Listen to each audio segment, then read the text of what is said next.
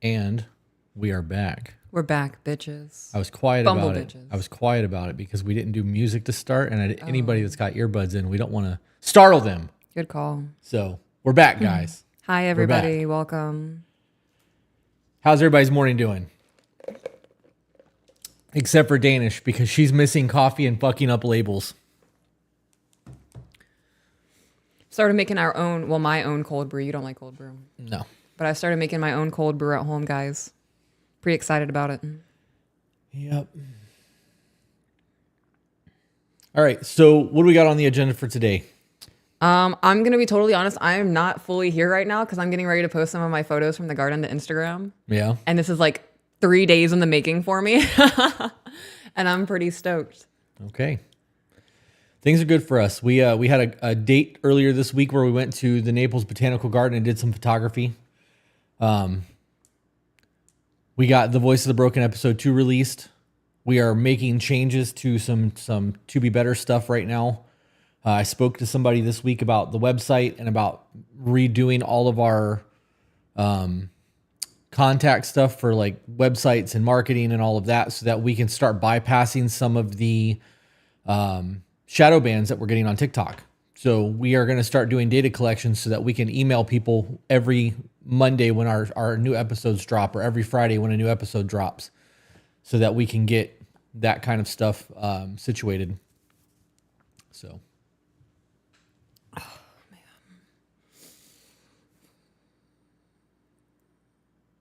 Why are you just looking at me? Waiting on you to chime in. About what? Anything you want to talk about, babe.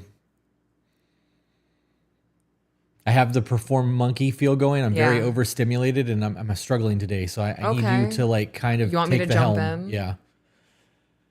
Oh gosh, there's so much shit going on in me, guys. Too much going on. I just posted some bee photos. If you guys want to check that out, Mrs. Burkett Photography on Instagram. Little fat bees. After talking to you this morning about that blog idea, I think I want to purchase a website.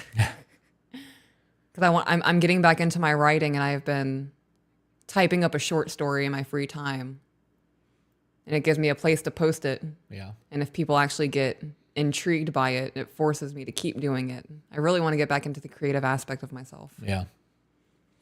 Well, we can absolutely do that. Jenny said in just over 24 hours, she will be here. Shut up. I'm so excited.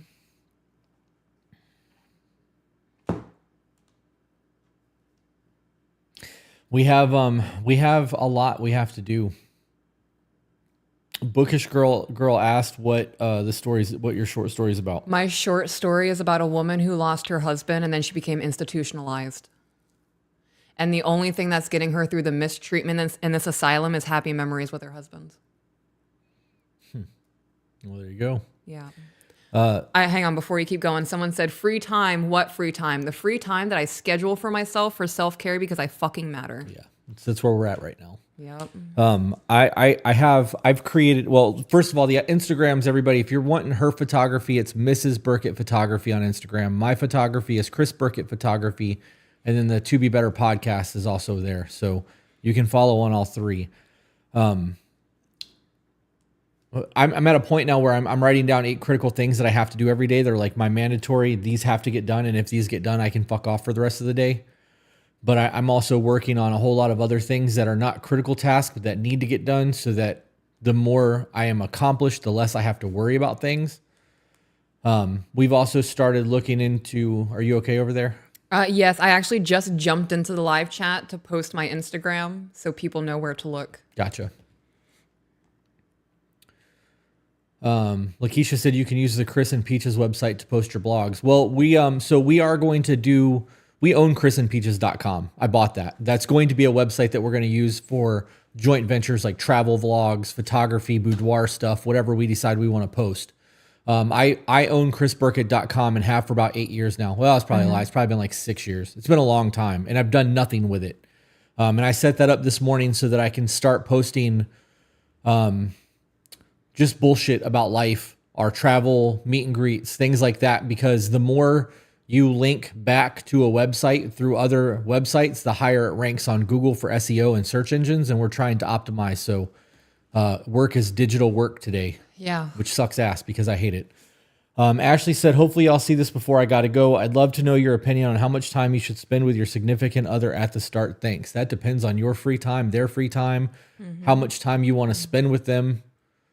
That is not a scheduled thing. That is individual needs, wants, and aspirations. So I'm glad that you guys like the bee pictures. I have like, I'm pretty stoked. I got at least good 20 photos that I am editing that I will be posting to my Instagram over the next few weeks. It's giving me things to post on Instagram. I'm such a boring person.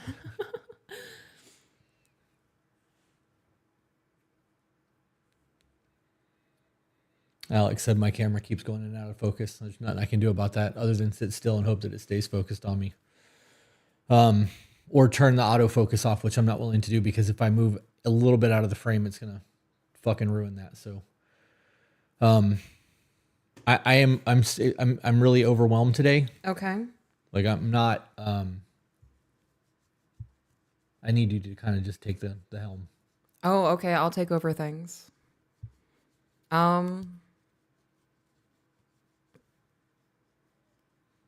I made a note earlier. I was listening to The Courage to Be Different, and I was going to make a TikTok, but instead of making a TikTok, I'm just going to share it with you guys here.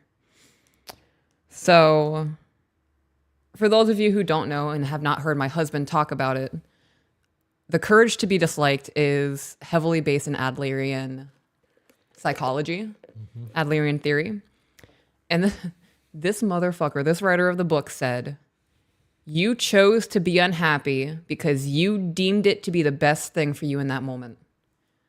And I've heard you say that a few times, but like hearing the whole context of that conversation from the book and then hearing that sentence, it took a step back and I was like, I'm gonna need you to back the fuck up, homie. Like you can't get in my face like that. That was a good book. It's a really good book. And the note that I made is that I struggle hard with not self-destructing and keeping my emotions in check.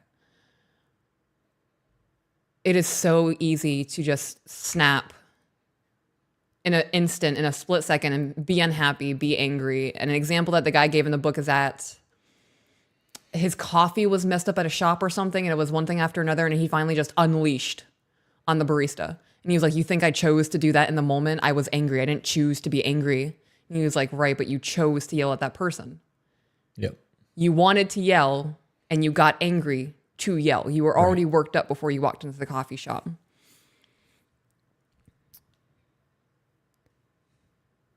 Oh gosh. The book, Aloha Snack Bar, the book is The Courage to Be Disliked. Yes. This was a voice to text memo because I was driving, so there's no periods in this. Can you repeat the quote again? Amber would like you to repeat the quote. The quote was, you chose to be unhappy because you deemed it to be the best thing for you in that moment. What did I write after that? I struggle hard with not grow. Check. Oh, wow. While you look Check. for that, he goes on to talk about how anger is a tool. And when Okay. we get mad, we go through the list of things that we can best utilize to serve us in the moment. And when we choose anger, it's because that's been the most effective tool in the moment for situations like that prior. So when you get angry and you choose to be angry and you choose to use that emotion, that's the best tool for the job. Right. Sometimes you don't need a hammer to put a screw in a piece of wood. And you need to choose a better fucking tool. And you know what I mean? So like that's really where that's going with all of that. That book when that book is paired with Choice Theory by Dr. William Glasser, Yeah. it fucking changes your perspective on a lot. It really So- does. Yeah. So I heard that sentence and then I asked myself, because people do that. They will choose to be angry in moments. In public, when I see someone losing their mind, relax, take a deep breath. Like, world's not that bad. But I get into moments like that too, where the world is ending. I am frustrated, I'm overwhelmed, I am crying, and I want to start breaking things and setting things on fire. And if that means that I hurt myself in the process, good, I'm fucking mad. So that feeling of being angry and hateful and the go away, I don't want you here is easy because you don't have to work hard on your end to keep the other person in your life. So if you are someone who is self-destructive and you choose to be angry and vengeful and not get over things and hold grudges, that is easier for you. You're choosing that because it's the easiest thing in the moment, because trying to get over grudges or process, why did that make me mad? Why did I react in an angry way? I don't like treating people this way. I'm a problem. Staying in that mindset's so much easier. And when that person you're with finally chooses to leave because of that behavior, it's not your fault. They knew who you were when they got into the relationship. You told them that you were mentally ill and unstable. It's all an excuse. Yeah, I agree. I agree.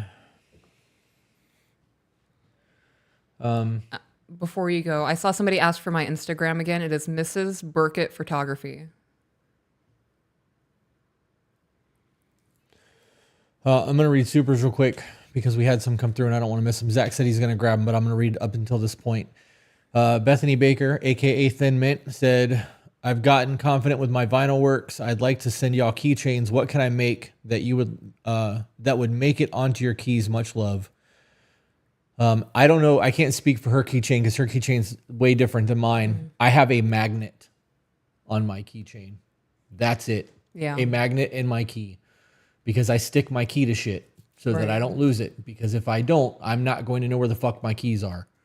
So I'm going to pass on that.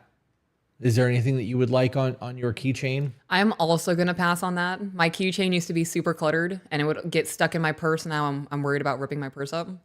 So now the only thing that I have on my keychain is a window breaker and a seatbelt cutter. Really? Yeah. Last time you handed me your keys, the one key was like this in my hand. Right. And I still have the little pink heart from Tennessee on it. Okay. But those are the only two things on my keychain now. Look at you streamlining your process. I'm really trying to reel me in. Yeah. Stacy said, just want to shout out my man. Thanks for texting and providing for our blended family coach, blended family coach. Thanks, Chris and Peach, for everything. Bree Ball said, small update. Haven't gotten around to emailing an update. Hubs and I are going on around week 3 with Team Vulnerable, working on growing his self-worth, and I'm working on my emotional responses. Love that. I love that too. Personal growth. Voice Built for $10 said, bro, I appreciate your level of acknowledgement and how well Peaches receives it. It's smooth like it's second nature. This has far surpassed envy and gone straight to jealousy. Can you repeat that for me? Bro, I appreciate your level of acknowledgement and how well Peaches receives it. It's smooth like it's second nature. This has far surpassed envy, has gone straight to jealousy. And gone straight to jealousy. I don't know. What was the instance? What happened? I don't know. I'm thinking it was because I've told you twice now that I'm overstimulated and struggling and I need you to take over. Okay. I'm fucking having a hard time today. You guys didn't see it, but before I got here, I almost ripped my fucking shirt off. Yeah. Like, I'm fucking struggling today with my mental health. You keep jumping back in, so yeah. I'm trying to. Well, I don't want the super chats to get missed. So yeah. No, I am all about making sure that my husband is taken care of. And when he is overstimulated, our life will fucking fall apart. Like, if my husband is not okay, our life is not okay. No pressure or anything. If I'm not okay, our life is not okay, right? Like, you tell me all the time that's how you view it. If I'm not okay, your life is a mess. It is. And vice versa. And there's a little bit of selfishness in it. I like being happy. Yeah. That's exactly what they were referring to. Yeah, that's dope. Is it okay if I read a chat? Or are you getting into something? I was going to read that one from Christina Steffen. Okay, you go ahead and read that. How long into courting/dating is a good time to tell the person that you have children? Immediately. Right away. Immediately. I'm shaking that hand. Hi, I'm Peach. I have 4 kids.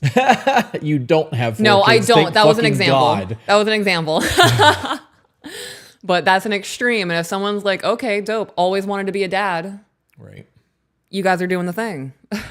Why would you? I feel like if you don't tell people up front, you are omitting information that could be detrimental to the well-being of the relationship. Yeah.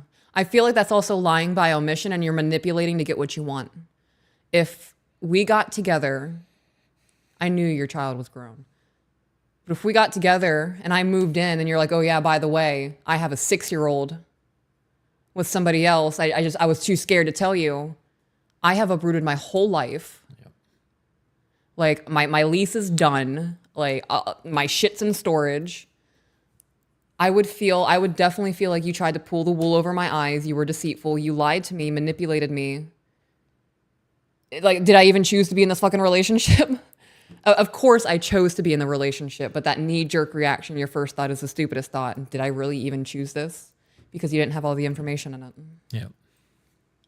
We actually have a list, a questionnaire that you can print out and take with you on dates if you guys are feeling ballsy and want to see how compatible you are with somebody real quick. Oh, yeah. Oh, yeah.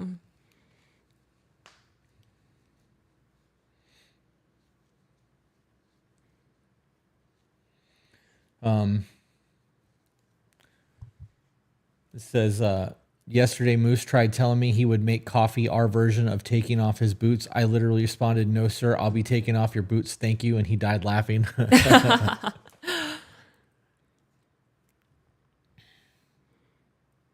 Did you get a chance to look at the pictures I sent you back? I didn't because we're working right now. I am not touching my phone until we're done. I can't. It's too much. I'm religiously checking people commenting on my bees. I love photography, and it's not photography. I love photography. I did it before you could. And the likes don't matter to me. It feels good to have other people look at it and go, yeah, that's pretty neat. Even if it's just one other person, I'm like, yeah, somebody saw it and connected with it. And that's cool to me.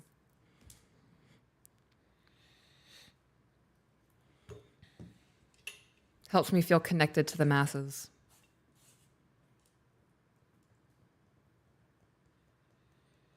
What's the podcast intro song? I'm pretty sure it's just some random song. Something that I downloaded off of Epidemic Sound. That we I have found. no idea what it's called. Yeah. We haven't even been using it. No, we've been using that new Haven't been Western- using any of it. Oh. There's no intro. Like I haven't posted an intro. AJ might have gone in and posted an intro, but I haven't been posting intros to any of the videos we've been doing. Hey, you want to know why? Yeah. Because I've been watching a lot of fucking YouTube at night from like 11 o'clock at night until 3 or 4 o'clock in the morning when I finally fall asleep. And I'm sick and tired of fucking intros and B-roll and all the bullshit that people are putting on videos. If I want to watch something, I want to watch it.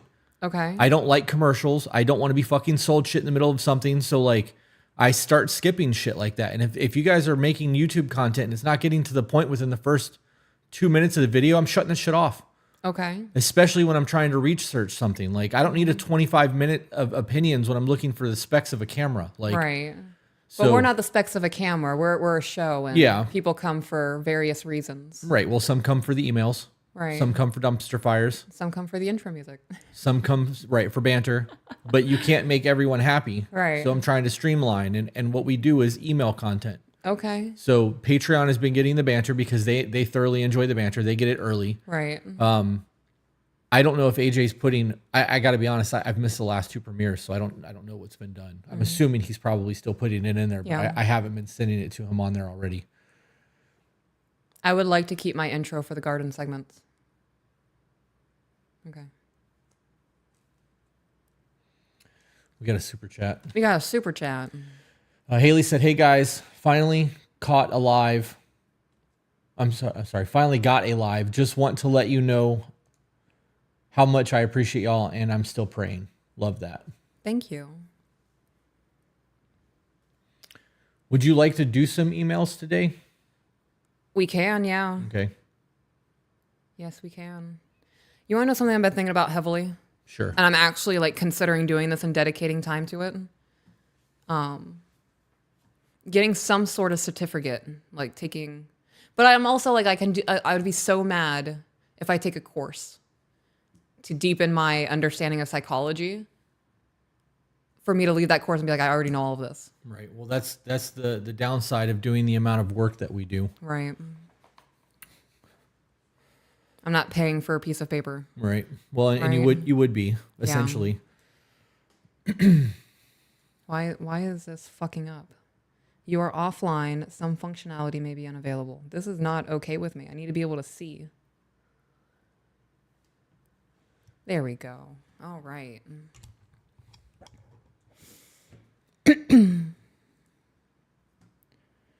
This isn't too long of an email. I'm going to be able to carry us through. All right. Is everybody ready? All right. This one is called A Woman Wanting Guidance from the Great To Be Better Couple, Where did this come from? the Medium folder. Okay.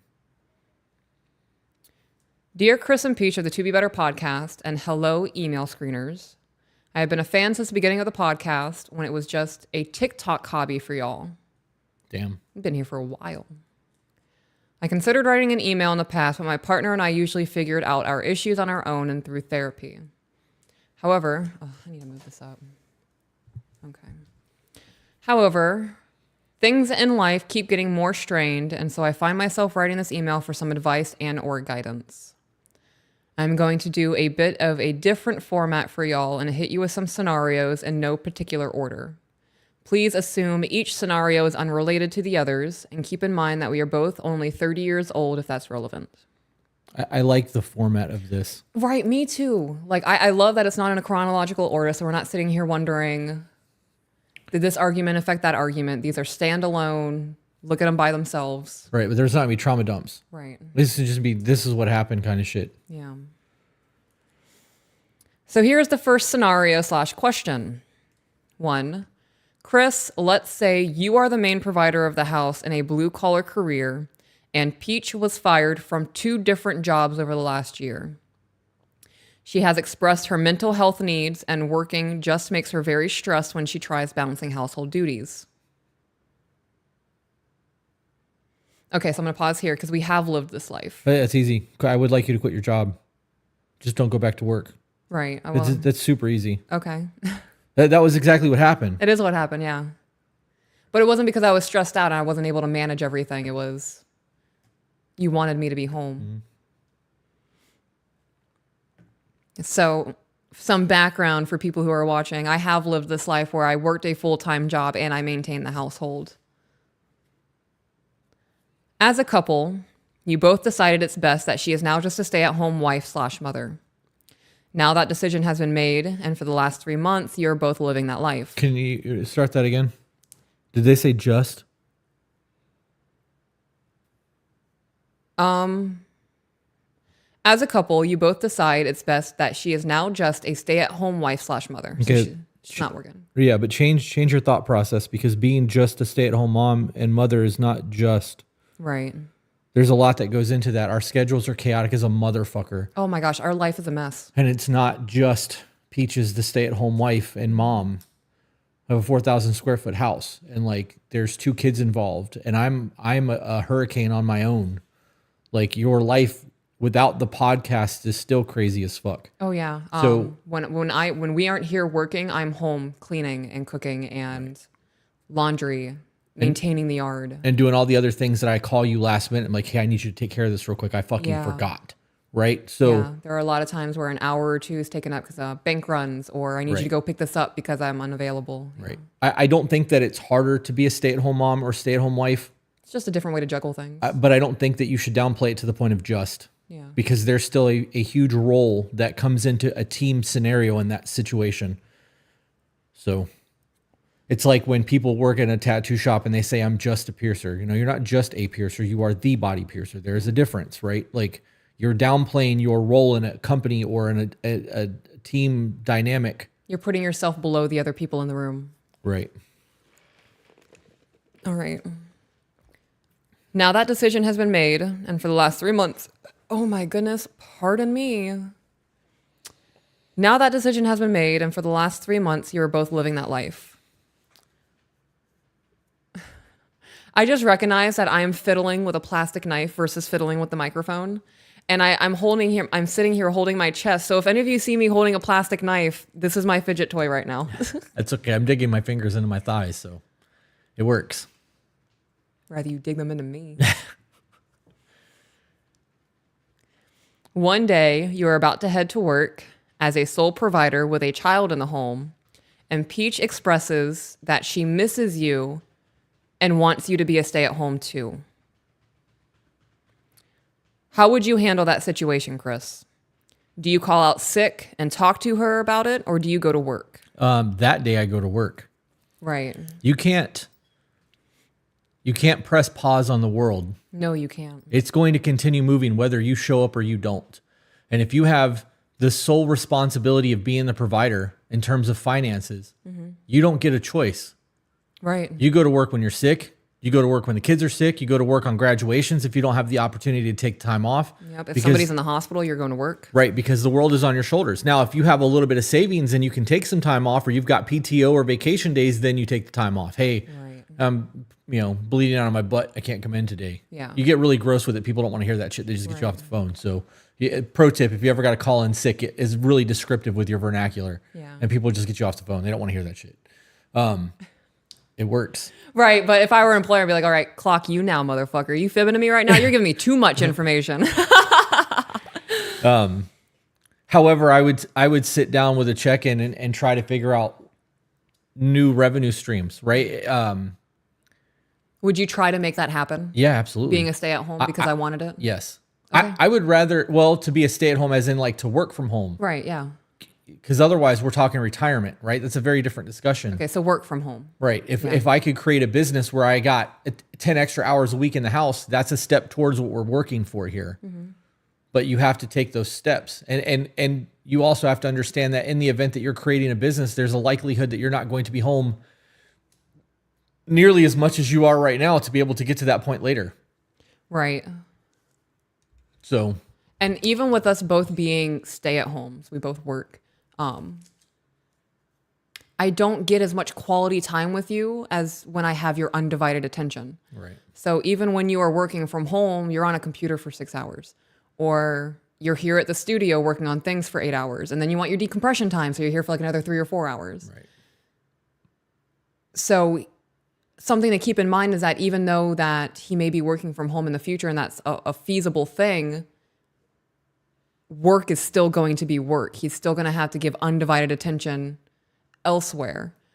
There have been a few times, I'm gonna be kind of honest with you guys right now. There have been a few times where I've had to check myself. Where like you're sitting at home and you've been on the computer for like 4 or 5 hours. I'm like, this motherfucker hasn't gotten up and kissed me.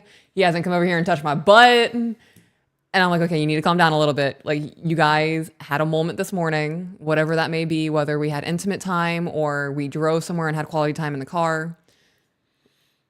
I've had to reel myself back in because I get in my feels. Maybe I'm having a hard mental day, or I just woke up and I'm feeling really extra needy. I would still have to come to you and verbalize those things. And I can't get in my feels all over again if you go, babe, I'm really deep into something right now. It's going to be at least 2 hours before I can come over there and cuddle you. Or if you want to go out on a lunch date, we're going to have to do a late lunch today. So just things to keep in mind that when you get what you want, it's not going to be what you want it to be. Right. You have to accept what you can get. Yeah.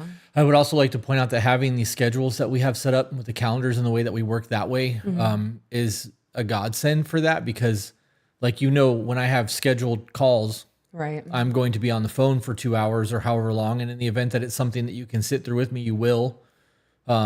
It really just depends, but. I'm getting TikTok going. Okay. I forgot to Make do sure that it's subscriber only, Okay. please. You mean the chat? Yeah. Oh gosh, how do I do that? Moderators, practice mode, quality, comment settings. Filter comments on, block keyword, showed not sent. How the fuck do I do this? Subscription? Come on. Come on. I don't know what any of this is. Hang on, guys. I am so sorry. Settings. That was true though, Zach. Yesterday, What? that was true. What was it? We were in a moderator call yesterday on Discord, Oh, yeah. and I jumped in, and that Taco Bell from the night before hit me, and I had to get off the fucking call quick, and I hit him with, I gotta poop. I was being honest.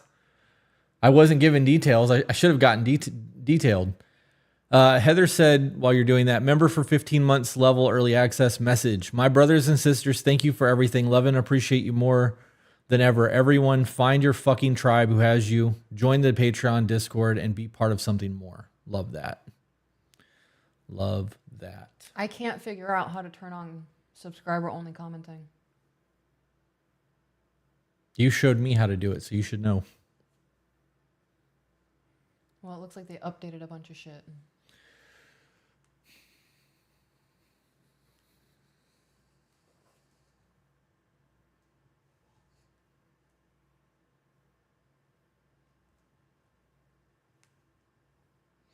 Somebody asked in Twitch, so from the videos and talk shows, it seems like you are both very happy with where you are in life right now.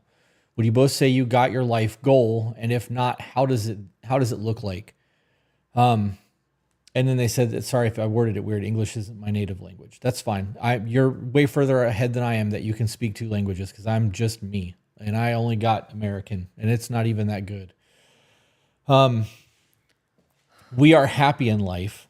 Are we content? Yes. Are we where we want to be? Absolutely not. No. We have a whole lot of things that we are working for, and we're trying to, there's a lot going on right now behind the scenes. Yeah. Part of the reason why I'm so fucking overstimulated today, because it's been nonstop since I got up this morning. Well, even before bed last night. Yeah. It's been nonstop. Yeah.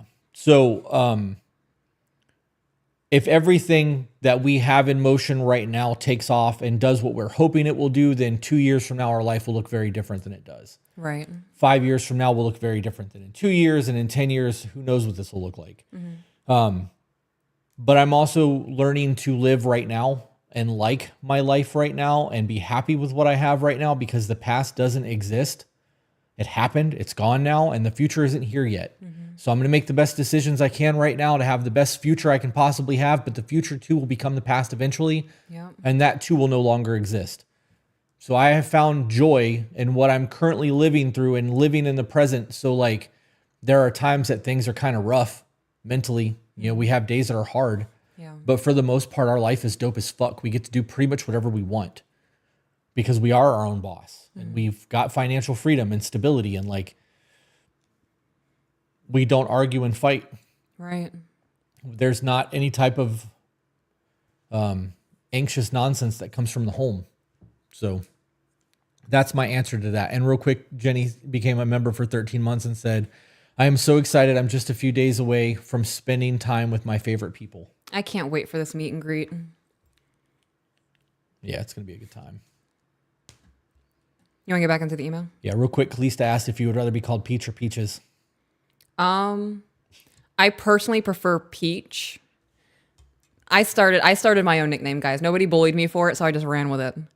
And after hearing people call me Peaches and try to go, oh yeah, that's Peaches, it made me feel like a walking grammatical error. So you can call me Peach, you can call me Peaches. I will respond to both. It's Peaches. Okay. It'll always be Peaches. Okay. You did that to yourself. I did do that to myself, yeah.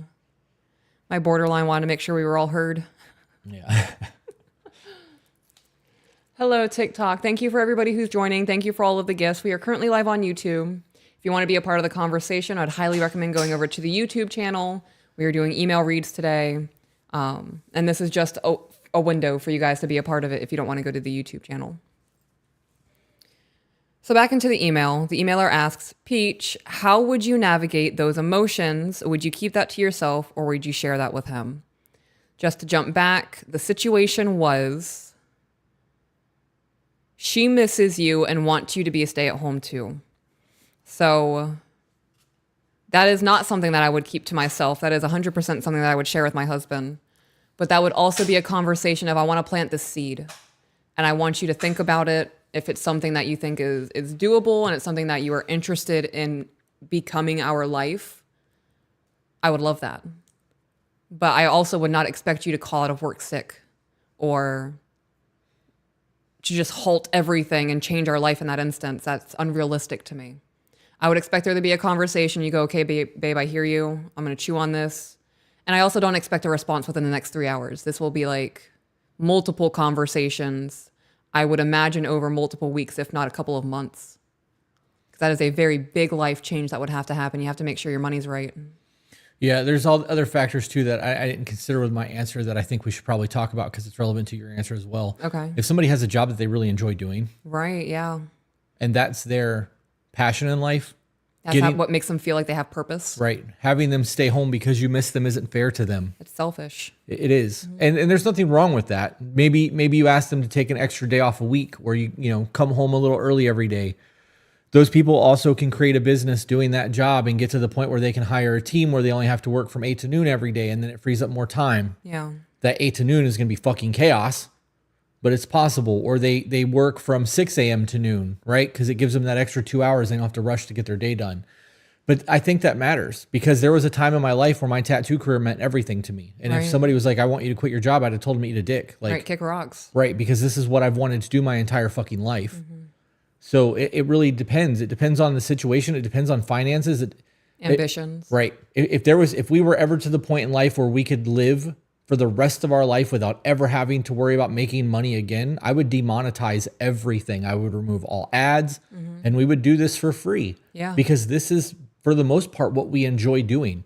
We would get like a really dope, like mobile setup Yeah. and go take pictures and podcast about our days and like meet and greets all the time. And you know what I mean? Like I would really take full advantage of living life the way that I want to live it versus the constraints that we have. But I think that also speaks to the artist in me.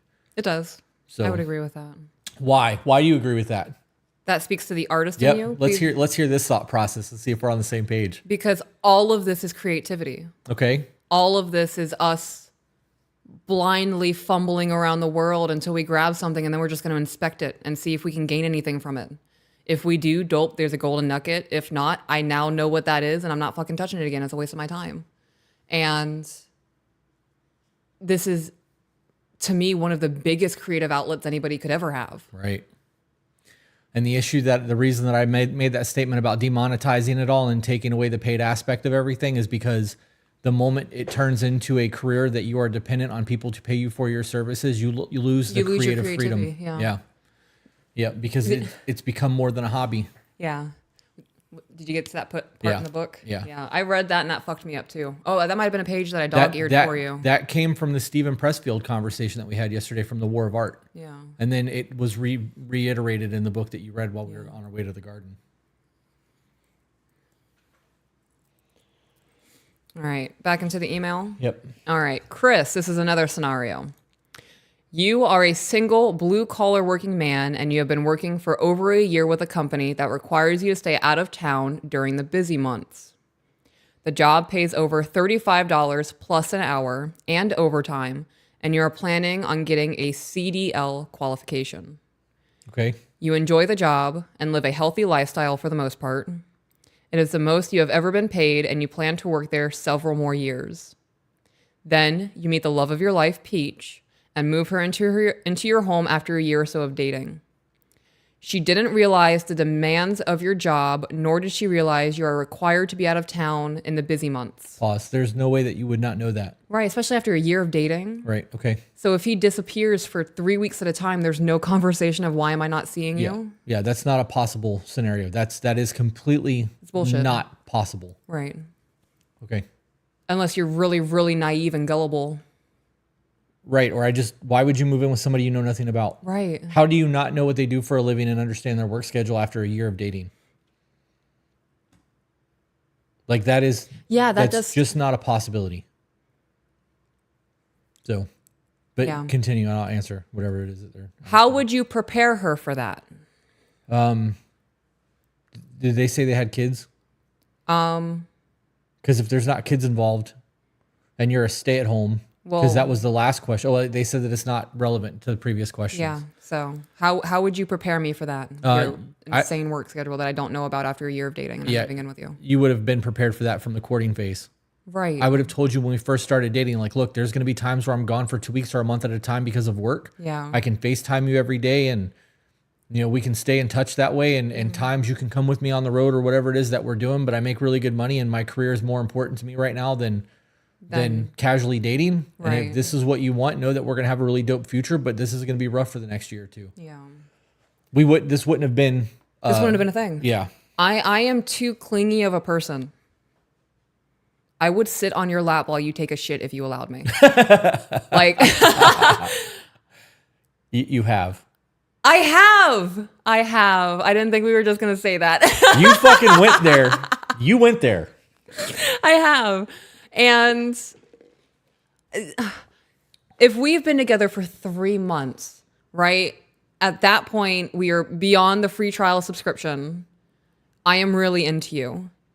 I want to spend as much time as possible as I can with you. And if you're shutting down every advancement I make to try to have quality time with you, why? And if you're not willing to tell me why, then this is shady, and I'm gonna fade away into the bush. Like, that also doesn't sound safe to me. And I don't mean safe like she's about to get kidnapped. I mean, what? I can't believe that we just did that on the podcast.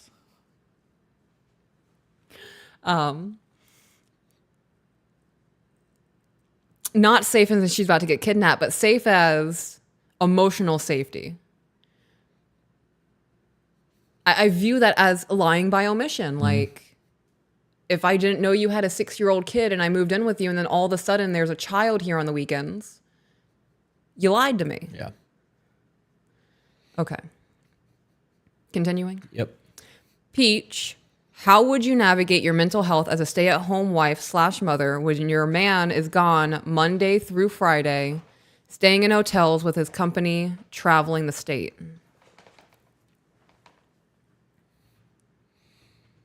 How would I navigate my mental health doing that? I would just continue living my life.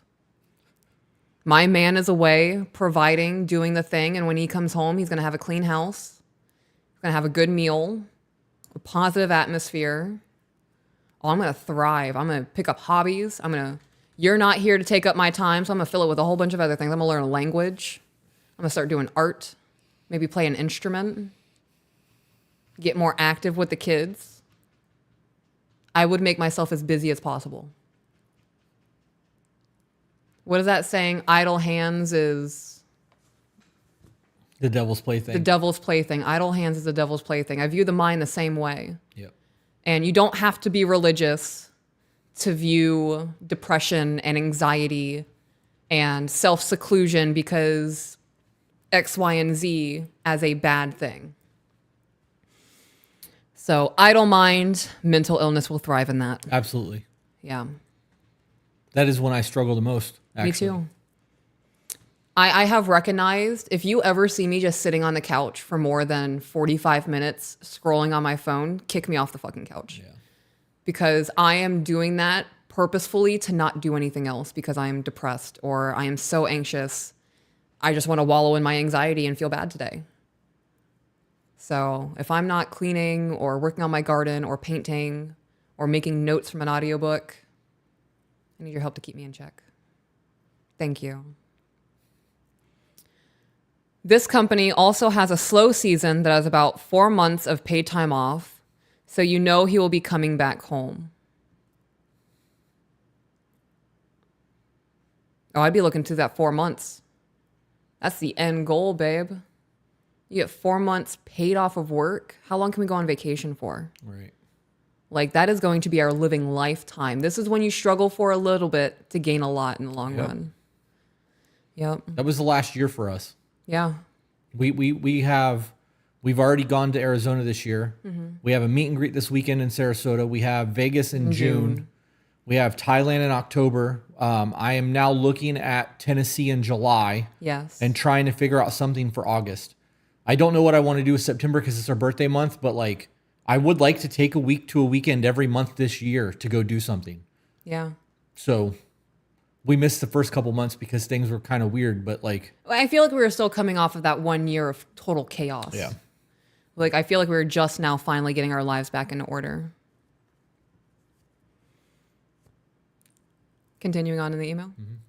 Also, keep in mind, Peach, that when he is gone, oh, pardon me, he is making great money for the family, enjoying the grind. How would you keep your depression/anxiety in check so he can remain in his line of work? I would recognize that this is a me problem. And wanting to change everything about our home life to satiate my needs and wants is one of the most selfish things that I could ever try to put into fruition. You have to find other ways to make you happy. And I have done that. My husband, I'm sorry, my nose is running, guys. I'm just going to fall. Noli, I saw on here, you're on Twitch, you said that you're French Canadian. Do you actually speak French? Bonjour. Is that your language? Because if so, Peach needs somebody that she can talk to. I do. I need it. Comment ça va? Oh gosh, what else do I know? I know vous. I know that part from that Christina Aguilera song. What is it? Miss Diamond speaks French too. You have people on Twitch that you could talk to. Hell yes. I need a Discord chat where we can all just go in there and speak French. Bonjour, comment vas-tu? Oh, très bien. Yeah, she's full on typing French. So. Okay, so I know what that says. Hang on. I scroll up just a little bit. Stop moving it because I need to be able to focus. Right here, babe. It's over here now? Is that what that is? This is okay. Twitch. So I don't know what that first one is. I know the J is I. J'espère que tu vas bien. Oh, fuck. I'm so much better at reading it than actually pronouncing it because I want to say the words, the letters and the words. But I know that, like, for luck, you only pronounce certain consonants after a word. There's so much to me to learn. You're doing good today. That's the gist that I got out of it. You're doing good today, so I'm glad. So we need to get something set up on Discord for you to be able to speak to somebody in French. Like, speak to them, not type. I know. I need to be able to use the language. Yep. And then real quick, Boyce said, I know it's off topic, but when do we have to have the money paid for Thailand? So if you guys want to go to Thailand with us, you have to put down 25% when you sign up. Yeah. Once you enroll and you put down the 25%, I believe the final payment is due July 12th. And anyone that signs up between July 12th and August 18th has to pay in full at that point. So you technically have until somewhere around the middle of August to go. What? I'm understanding French. She said, j'adore voiture quand tu vous, quand tu vous me fais beaucoup du bien. So she says, oh gosh. So this isn't going to be verbatim. This is me just trying to figure it out. She very much likes our content. And I want to say that we are very much her favorite. Okay. Am I right? Did I read that? We'll find out. Miss Diamond, send us an email, please, so that we can get something set up with the two of you, even if it's just FaceTime phone calls. It's not Vus, it's Vu. Yes, you are right. I'm learning French, fuckers. I'm so excited. Oh my gosh. I love it. That is It's so dope. cool. But back to what I was saying, Boyce, if you would like to go with us, you have until July 12th to pay so you can sign up today, 25% down, pay the final payment July 12th, or you can sign up between July and August and pay in full. However, there's no guarantee there's going to be spots. There's only 11 left out of 24. So like we sold out more than half the trip. You can also use Affirm. Affirm is a loan-based situations where you can just apply for a loan and they pay for the trip and then you just make payments. So, and I will switch back to the other banner since we're talking about Thailand. Okay. So we would love to have you guys with us. Anybody that wants to Yes. come, we would fucking absolutely love to have We would. as many people as we can get to go to Thailand to be able to experience that. I made a blog post on chrisburkett.com today, which is not live for everyone yet, but about the Arizona trip. Yeah. And recanting like what happened in Arizona. That meet and greet was like a pivotal memory for the podcast. For Oh me. gosh. And yeah, it that wasn't was the dinner; it was the fire pit It was afterwards. the fire pit. Yeah, I want to start skipping doing the dinners. Like if we all DoorDash something dope. Yeah. But like sitting at that dinner table and then going, it's too formal. I want that more relaxed environment with the free flowing conversations and. well, that'll be the Vegas meet and greet because we'll be in a 5,000 square foot studio home. Right. Right. I also talked to the men's group about the possibility of doing weekend cabin rentals in the U.S. And was running over security ideas and questions about how we could make that work. And there was no real concerns. Like everybody that was in the men's group that was at that roundtable discussion was like, this is something that could absolutely be done. And Okay. with the people that's going to be there, there's not concerns there for anything. So, Okay. Well, I'm glad. yeah. I love that you have a round table of men where you can discuss Yeah. my safety. I know it's our safety, but like I'm going to be a little bit selfish. I am absolutely terrified Yeah. being in a mass group of people where you're really the only person that I know and truly trust with my safety. So Yeah. knowing that you have men that you trust that I can trust by proxy is nice. Yeah. Tara asked if there's singles going. There are singles going. We have people who are single, people who are going that's going by themselves who are married, and people who are going as a couple to Thailand. So Yeah. And we have a private Discord for it too. So if you guys sign up, we can add you to the Discord so you can get to know everybody else that's going. And it's a 4-star hotel. It is. It is a 4-star hotel. All right, let's get back to the email, please, because Okay. I've already forgot. Oh wait, never mind. This is just basic question stuff. Yeah, we're just answering I don't need to questions. like really pay attention. Okay. The work can be dangerous, and sometimes stories can be hard to hear about from miles away over the phone. As a couple, how would you handle the short term, about 4 months long distance? Okay. So this is not related to his job in any way, but an instance that I can think of where I can put myself in those shoes of you doing something dangerous, where you are solely in control of your safety, is you riding your motorcycle.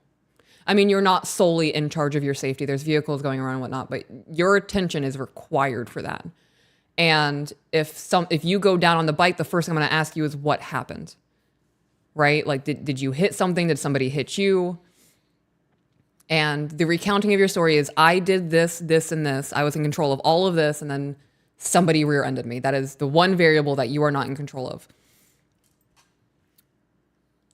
When you get on your motorcycle, I pray every single time. When you get there and when you're coming back home. Because I'm absolutely terrified of something happening to you because of how dangerous it is to be on a bike on the road. I would never ask you to not ride your motorcycle. That riding a motorcycle is as integrated into you and like a part of your being as I would say reading is to me. I have to trust you and your capabilities as a man. I have to trust that you're not going to put yourself in a situation that will take you away from me. And I know that that's a priority. I'm going to start fucking crying. I know that's a priority to you. So in moments like that, all I really can do is keep myself in check. Remind myself that you are a capable man. You've been riding bikes for 20 years. You've gone down. At this point, the worst thing that you can do is die. And you're a pretty tough cookie. I think that death would have to really like arm wrestle your ass to get you out of here. Yeah. Well, being that I was in a motorcycle accident once that almost killed me. Right. I don't want to experience that again. So I am hyper vigilant when I'm on a bike, and I ride more aggressively than I've ever ridden because of it.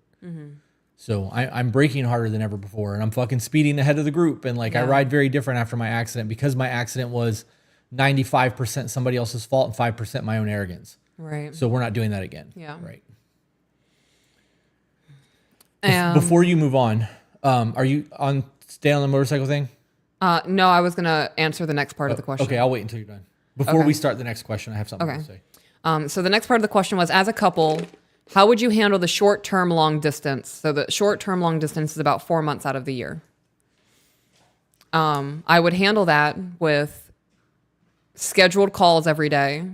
If we can't have a call in the morning, I want you to wake up groggy as hell and send me a text message. It doesn't even have to be cohesive. I need to know that I am the first thing on your brain when your eyes don't even have to open. I know I'm awake before my eyes open because my brain activity is going and I'm thinking. I want to be that first thought. You're away from me for 4 months, babe. Send me a bunch of J's and a W in the morning. Don't even care what it is. I don't even care what it is. As long as it's something to show that you woke up and the first thing you did was send me a message. And then I would want scheduled FaceTime calls every single day. Yeah. Whether that be on a lunch break or we set our phones up while you play a video game and I paint and we just talk every 15 minutes. We can sit in silence on a FaceTime call. As long as I can see you, I'm happy. Yeah.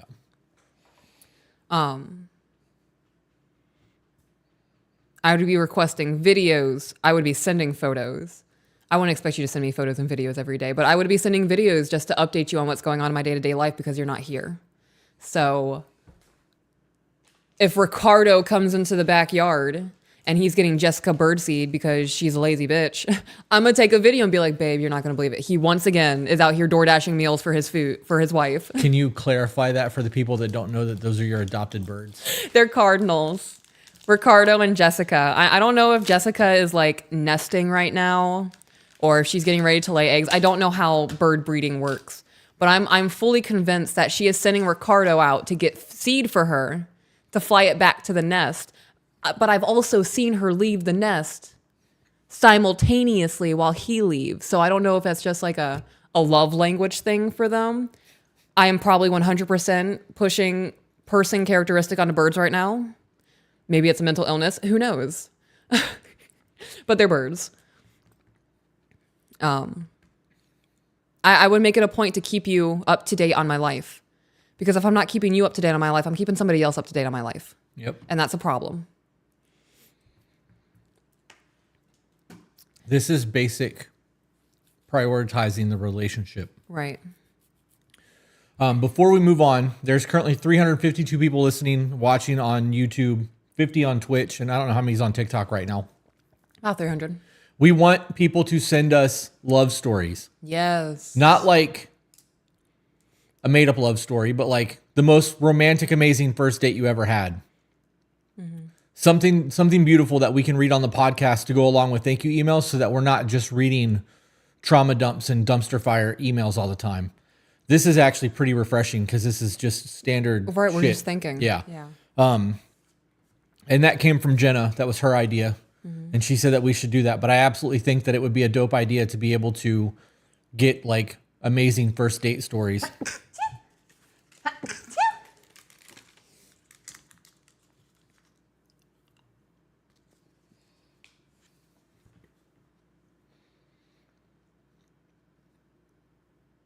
Am I going to say it? Am I not going to say it? Am I going to say it? Am I not going to say it? That's what I'm doing right now in my brain. Intrusive thought. I'm going to fucking say it. You guys love how raw and real I am. I just sneeze and pee a little bit. So welcome to having kids.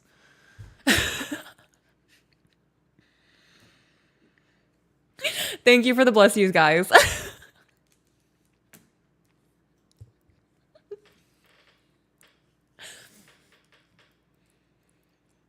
Yep. My wife, ladies and gentlemen. Do I still keep you on your toes, babe? Yeah. I was not fucking expecting that at all. Yeah. You still have fun with me. Yeah. I'm glad you're not disgusted by me. No. That makes me feel good. I feel seen. That's funny. I'm glad you guys can relate. All right. So what did you want to touch on about the motorcycle thing before I continue? It wasn't. It was the love story emails. The love stories emails. However, okay. we got a super chat from Allie that said, "Thank you for what you do. I found what I want in a relationship. My long distance boyfriend and I watch you together. He's beyond amazing. My protector." Oh, I love that. Me too. My kids now know if they tickle me too hard, I'll also pee a little bit. Yeah. Yeah. They'll attack me. They'll swarm me. That's funny. All right. Back into the email. Chris, would you stay at a company like this for the next several years like you planned before the relationship? Oh. 35 plus an hour overtime Depends. in a field you've always wanted to be in. It does depend. If I'm making your life hard at home because I want you to be here and I feel like you're choosing your career path over our family, I could see how one would be like, okay, well, my hands are tied. I'm going to have to fucking change my job. I don't. Yeah. Because if my home is fucked up and the only time I'm at peace is when I'm staying at hotels and driving trucks, Yeah. why the fuck would I want to be home? Right. Well, some men might feel that way to get her to shut up. Right. Well, and As they say. a lot of people will do that. And then 5 years down the road, they'll wonder why they're so fucking miserable in their relationship. And it's because they've given up every factor of who they are. And they're trying to live their life to placate somebody else's happiness. And that's not how this is supposed to go. We're supposed to be a team. Right. You have your goals and your wants. I have no desire ever in my life to write a short story or a book, period. You want to write short stories. I do. If I have to stop doing my creative outlets to nurture yours and my creativity's put on pause just so that you can have your happiness in short stories, how is that fair to me? If you want to write short stories and I'm like, no, babe, we're going to do pictures all the time and we're just going to only take photos because that's what I enjoy. How is that fair to you? Right. It's a problem. You're supposed to be doing things to enhance the quality of life as a team. Quitting a job for a relationship, I think, is an extreme. I think if you're married and the job is creating marital issues, that's a different conversation. But I got to be honest. I think that trying to be at the same company for that long doesn't suit me anyways. Right. I'm not There's trying. no growth I'm unless not- you're trying. Right. I'm not trying to work for somebody forever though. I want to be my own boss. I was told when I was really young by somebody I knew he was a millionaire. And he was like, if you're not your own boss, you've got the wrong boss. And that shit sat with me because you can learn how to do anything. You can learn how to run a coffee shop by being a fucking barista if you're paying attention. Then all you need is the funds. Yep. So would you consider doing a meet and greet in Tahoe? Like Lake Tahoe? Yeah, well, it's where I took that is Lake Tahoe. That's close enough to Reno. We'll be in Vegas in June. Yeah. So if you want to do a meet and greet, That would be the time. It's a 3-hour, 3-hour drive from Reno to Vegas. I want to say, yeah, about 3 hours. You fucking come to Vegas. Yeah. A couple of things that I wanted to touch on. Somebody asked, well, not somebody, somebody thought that I was just sitting here staring at you because I was waiting for you to say bless you to me. My husband very rarely ever says bless you. Actually, I normally say it as you're sneezing to make the sneezes stop. Yeah. But I had a Reese's peanut butter cup in my mouth. So, Gotcha. there was a manners, a question of etiquette. Yeah. Do I say bless you or do I show the world that I have chocolate peanut butter all in my teeth and in my mouth? Right. Because so there's a moral high ground there that I took to stay silent while I chewed my food. And then somebody asked about my glasses chain. My glasses chain is from Homestead Sass. It's for my friend Tasha. She makes them. She is on TikTok and she is on Etsy. So again, Homestead Sass. Homestead's one word. I think it's whole one word. Homestead Sass.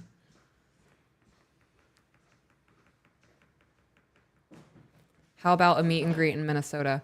All right, guys, I'm gonna try to say this in the most polite way that I can. I love that you guys want to meet us, and I love that there's so much enthusiasm behind it.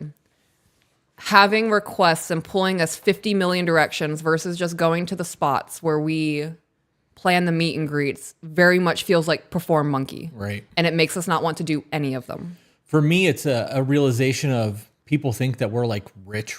Yeah. To just be able to go to every city that one person is in that wants to meet us. It's not feasible. Right. If we know that we're going to be in a town and we're like, hey guys, we're going to be in Mumford, Tennessee next weekend. We're going to do a meet and greet. Meet us at Sonny's Barbecue or whatever the fuck is up there. I don't know what's in Mumford, but that's way more feasible for everybody to come where we're at than it is for us to go to every single fan. And I would love to meet everyone that listens to our shit. That would be too. super dope. It would be. But I don't have that kind of money. I'm not Bill Gates, guys.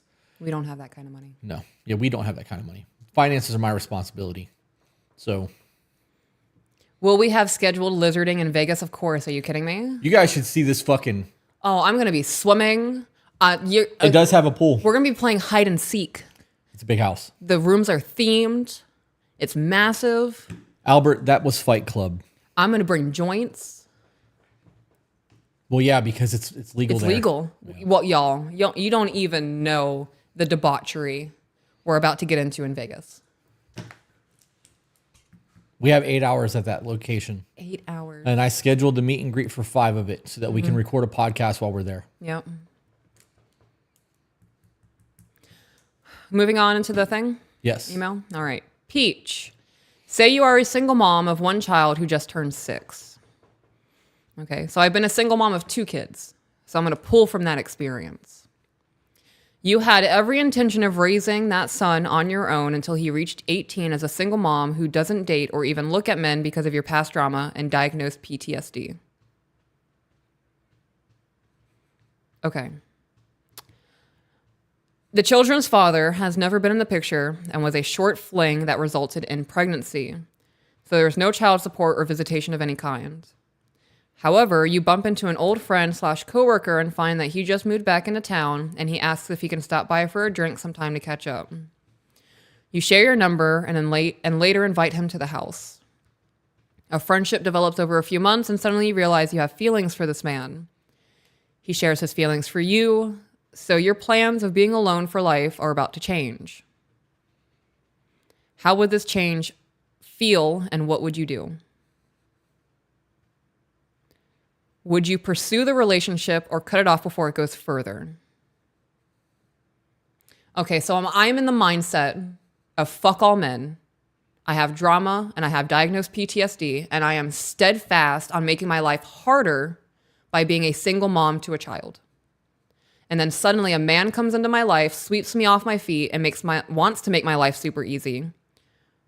and I am falling for this man, why would I self-sabotage that? I would be ecstatic. I would be thanking the universe, my God, whomever I look to for placing this man in my path, because I was ready to just be miserable for the rest of my life. I would have gratitude. Yep. And I would be doing everything I can to make sure that this marriage or this relationship prospers and hopefully gets into marriage, and thank my stars every day for ripping me out of the life that I thought I was going to have and putting me into this absolutely fantastic one with a man who loves me. And hopefully in between all of that, you've done the work. Yeah. Rebel Ford said, just finished The Voice of the Broken and wanted to thank you so much. Chris, been going through some stuff recently, and it was soothing to see other men have went through the same things. It's the whole point of the podcast. It's the whole point of that entire project. Yeah.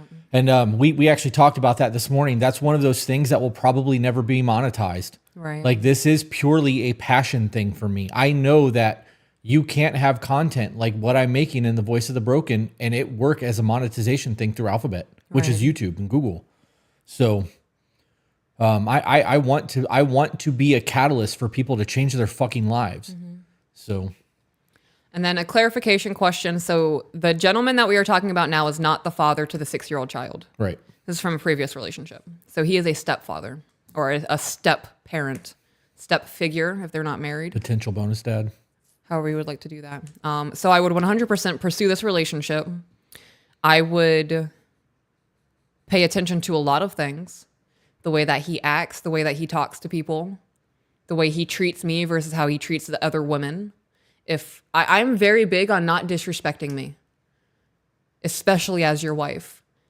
If there is a moment where I see you give another woman the wife treatment that I deserve as your wife, and I am, well, nobody really deserves anything, but there is a certain level of respect that comes with just the title of having the wife.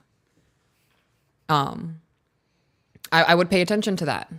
You know, if we were still in the courting phase and we're holding hands and hugging, and we're at that PDA stage and we're still getting to know one another, and then I turn around and I go to a bathroom and I come back and you're doing the same thing with another chick, noted. Massive red flag. We're going to talk about this, and I'm probably not going to want to pursue the relationship because your action speaks so much louder than your words. Right. But I would not shit on a Sunday somebody's handing me. How would you let him down, or what steps would you take? I wouldn't.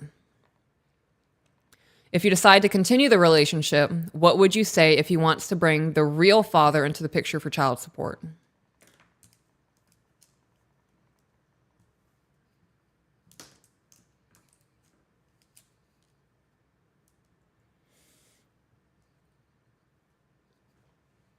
It would be a topic of discussion. Especially if I'm not working anymore. I must have missed something. Is he wanting to bring the father in for child support, or is yes, she? He wants to. What would you say if he wants to bring the real father into the picture for child support? Why are you shaking your head? I have a whole lot of opinions about that, but this isn't being asked of me. It's being asked of you. Yeah. I think that behavior is bullshit. Asking for child support? Or that situation would be bullshit to me. If she made the decision not to go after him for child support and she's raising this kid as her own and he's not in the picture at all, and some new guy comes along and is like, you need to get child support, you need to eat a dick, bro. Yeah. Like, this has not been your existence for the last 6 years. This I've is a been raising 6-year-old. my son, and if you want to come in the picture and come along, I got my life. Right. I don't fucking need you here. I want you here. And if you don't want to be here and you can't handle this and you think that we need to get extra money from somebody else, beat feet. I'm not about that. I'm not taking a fucking handout from anyone. Okay. And it's support, right? It's supposed to be Right. child support. Right. But if she's doing it on her own and doesn't need it and somebody else is trying to force that, Right. it's because they want money from someone else. Okay, well, I'm going to devil's advocate because she said that working is too stressful for her. So she's now with a man who has a really dope income, and she's now a stay-at-home wife because working is just too stressful. Stressful. Work is stressful for everyone. Right, but that's what she said. Work is just too much for me, so now I'm a stay-at-home. Yeah. So she didn't want to work anymore. She was doing it before and supplying the life for her and her child. So in a flip coin or a different perspective, if he's viewing this as he's being used because now she doesn't have to work anymore, I don't see that as him being used Why? because he agreed to allow her to be a stay-at-home knowing that she had a 6-year-old. Yeah. Now, if that was part of the discussion of her becoming a stay-at-home, Right. that's a different conversation. Yeah. But if he agreed to support her and that child, and then she decided that she was going to leave her job, and 3 months later he's like, he needs to pay child support, it's just a very different discussion. Okay. Now, this also speaks on marriage versus a relationship. I don't know. I just don't like outside influences trying to dictate somebody else's actions. Okay. So, I'm going to continue reading then. okay. This is the next situation. Peach, you purchased an unfinished work in progress house and have been living in it and paying for it on your own for 3 years. You have lived here on your own as a single woman after a bad breakup. You are in therapy for anxiety and depression due to past traumatic relationships.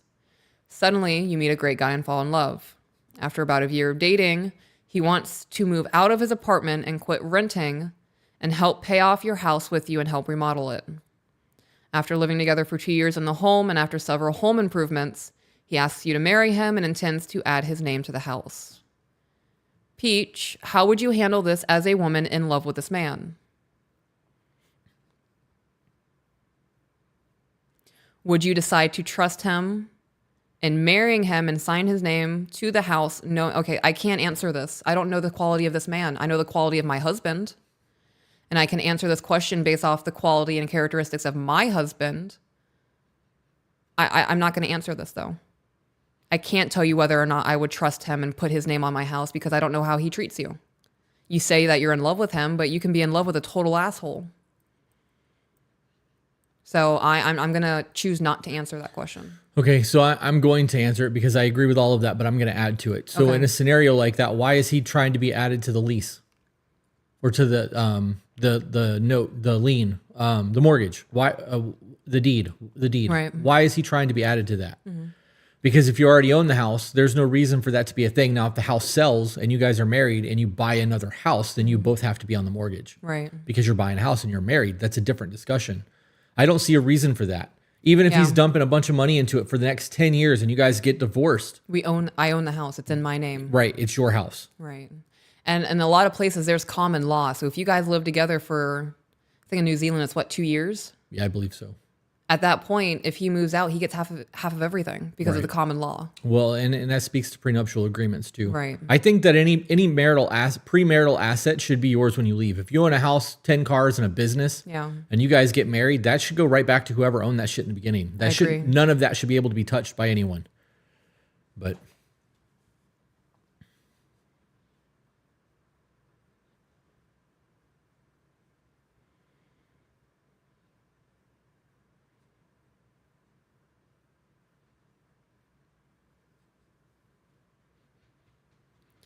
So in this situation, I'm going to answer this question from my perspective with my husband. I trust my husband. I can't even think of anything to equate it to because I trust you more than any other human being I've ever trusted in my life. Point blank, period. Put anybody next to my husband and I will always choose my husband. It wouldn't be a second guess to putting your name on my lease. I wouldn't or ask for on that. whatever it is. You wouldn't have to. I know. If we are getting married right. and I am taking your last name, I'm not going to think about the what if he divorces me. Right. If I'm already thinking, what if he divorces me? This isn't my husband. Well, then with this devil's advocate of that, so is the reason of putting the name on the lease. Yeah. I wouldn't need that or want that. That would never even be a discussion. It would never even be brought up. Right. It's something that doesn't matter to either of us. Right. Because if I'm already living there Right. and the mortgage is being paid, who fucking gives a shit how it looks? If we're married and this is supposed to be the end goal, it was yours before I got there. Right. And anything that I put into it, any help living that we do between now and the time that something may possibly fucking happen is the cost of living. Right. I got to enjoy that house. Yeah. A big ass barbecue pit in the backyard. I did that. You know what I Yeah. mean? Like, I don't know. What did I say before you started talking? Do you remember? That you would put me on the lease, that you trust me more than anyone you've ever trusted, Right. and that it wouldn't be a question. And I said I wouldn't ask. Because I wouldn't ask. I know. I'm trying to grasp the last strings of the thought that I had.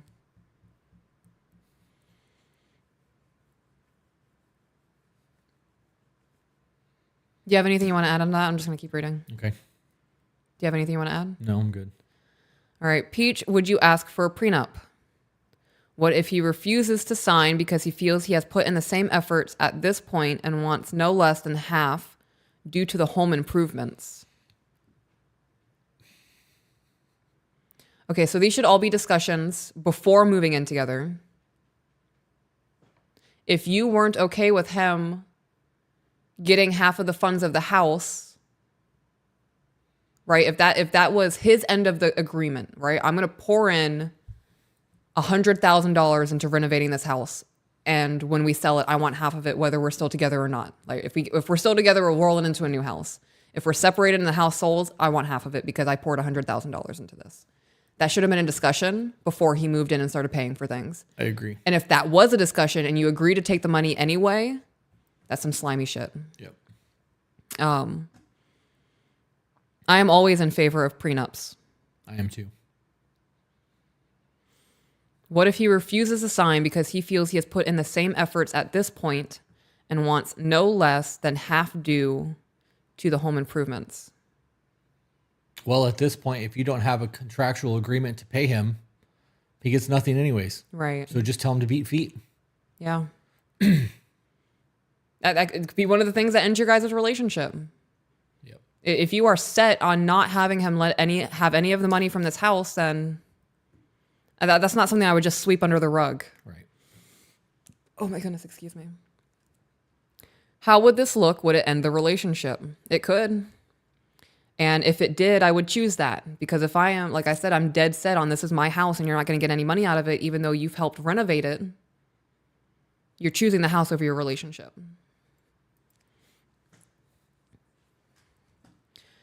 Chris and Peach, say you have been living together for over 2 years with intentions to be married within a year.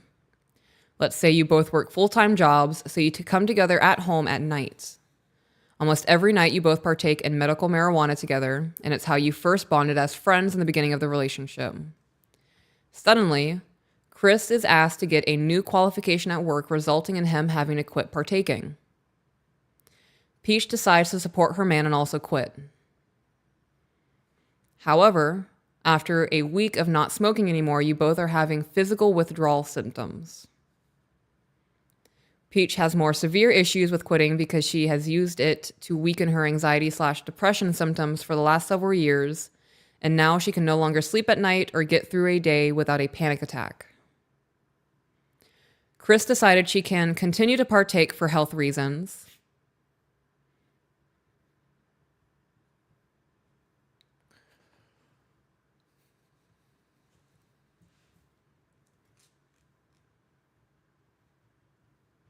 That's not health reasons.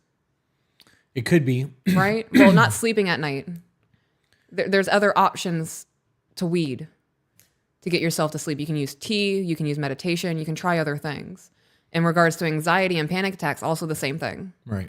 There are other ways to cope with those things. When I think of health reasons, I am thinking like I have low blood pressure. Seizures. Right. If I don't take this medication, it will impact my body in a way that I cannot alter it without the substance. Right? What were you going to say? I was going to say a lot on this one, but I'm going to let you go first because I'm done. the who the fuck am I to decide that you get to do anything? That's not how that works. Oh, Chris decided she can continue to partake, yeah. Right, like I get to fucking make every decision in your life and you just have to obey me. Right. I would also like to point out that if I got a job that I needed to quit smoking, that's a me problem. Right, I'm not. If I can't be around it at all, you get to go smoke on the porch because this is your hobby, something Right. that you enjoy doing, and I don't get to partake in that, and I'm not going to go fucking sit outside in the heat because you want to smoke. Right. Right? That's the extent of that. You don't have to quit because I have to quit. You drink wine whenever you want to drink wine. Yeah. I drink bourbon when I feel like it. I don't have to drink when you drink. Right. You don't drink when I drink most of the time. You don't smoke when I smoke. Period. Yeah. So like, I don't understand how this is even a thing. The idea that somebody has to go along with everything that their partner does in terms of things like that is fucking baffling to me. I can understand the want to support, but that could look like I'm going to go for a drive. Right. It's, legally you can't do that here because you're technically operating a vehicle under the influence. Right. But in our neighborhood, because it's medical here, you could walk our neighborhood and smoke. You just need your card on you. Right. So you could literally go, I'm gonna go for a walk and come back baked. It's not going to affect my life one way or another. Right. So that whole scenario just doesn't sit well with me. Right. I don't think that the verbiage doesn't sit well. Obviously, the situation is the situation, but he decided it was okay for her to do that. Right. That's not how that works. Yeah. But I don't think that you should have to give up something like that just because I got a higher paying job. Right. If something like that makes you happy, my goal in life is to see you fucking smile every day. Right. I'm going to do what the fuck I got to do to make that happen. If that means more money and a higher raise and you get to stay at home and fucking smoke a bong in your underwear on the couch every day and I'm getting pictures of it while I'm at work, I'm fucking stoked. I'm getting pictures of you smiling, half naked, smoking. Like, I don't give a fuck about that. But that's the difference in mindsets. So I guess that's my answer to that. Yeah. I saw somebody say that mental health is health. Yes, it is health. I am somebody who is diagnosed severe PTSD, depression, anxiety, borderline autism. I'm a plethora of things. My life is not going to end if I stop smoking marijuana. There are a plethora of other ways for me to cope with my mental health issues. Right. That wasn't the discussion though. Right. Well, somebody felt the need to point that out. So I wanted to elaborate a little bit more on that. Right. Because they're changing the narrative of the conversation Right. so that they can be included in some bullshit. Yeah. That's not what we're discussing. You guys who do that, you're making arguments about something that's not being discussed. Right. If you would like to have a discussion about mental health being health, that's a very, very broad topic, and we can absolutely do that, but that's not what we are discussing. Yeah. We're having a conversation about somebody who uses medical marijuana because of anxiety.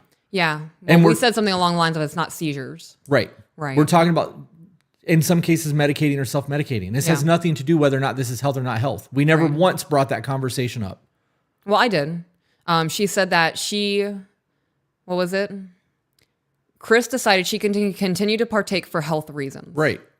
Well, you said, well, health reasons, you mean... Right. When I think of continuing for health reasons, I'm thinking you're having seizures. Right. Or you're an epileptic. Okay. Or you're a Okay. diabetic and you need the medication or your life will end. Right. Okay, so I was Right. wrong. I was So- wrong. So that was stated.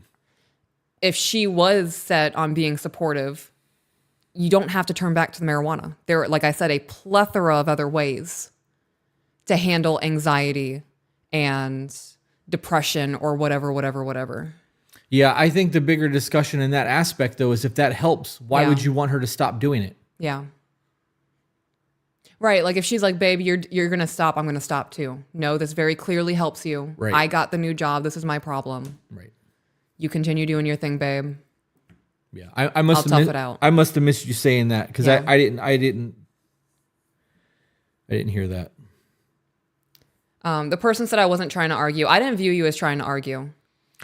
My issue with that, and the reason that Yeah. my tone is the way my tone is because that's what happens to us every fucking time we make a conversation on any It's social always media. an attack, yeah. They always go from what we're talking about to bring it into something that Yeah. we didn't.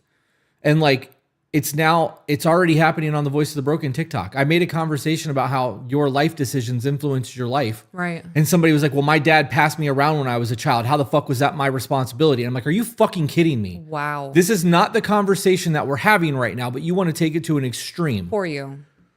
Right. So I didn't hear you say that. Yeah. So because I didn't hear you say that, hearing that mental health is health. Yeah. I just wanted to elaborate Right. on that So further. I was wrong. Okay. I was Yeah. wrong. That's probably the 5th time I've said that now. So And this is why we have conversations. Yep. And this is why we talk about things. All right. So Chris decided she can continue.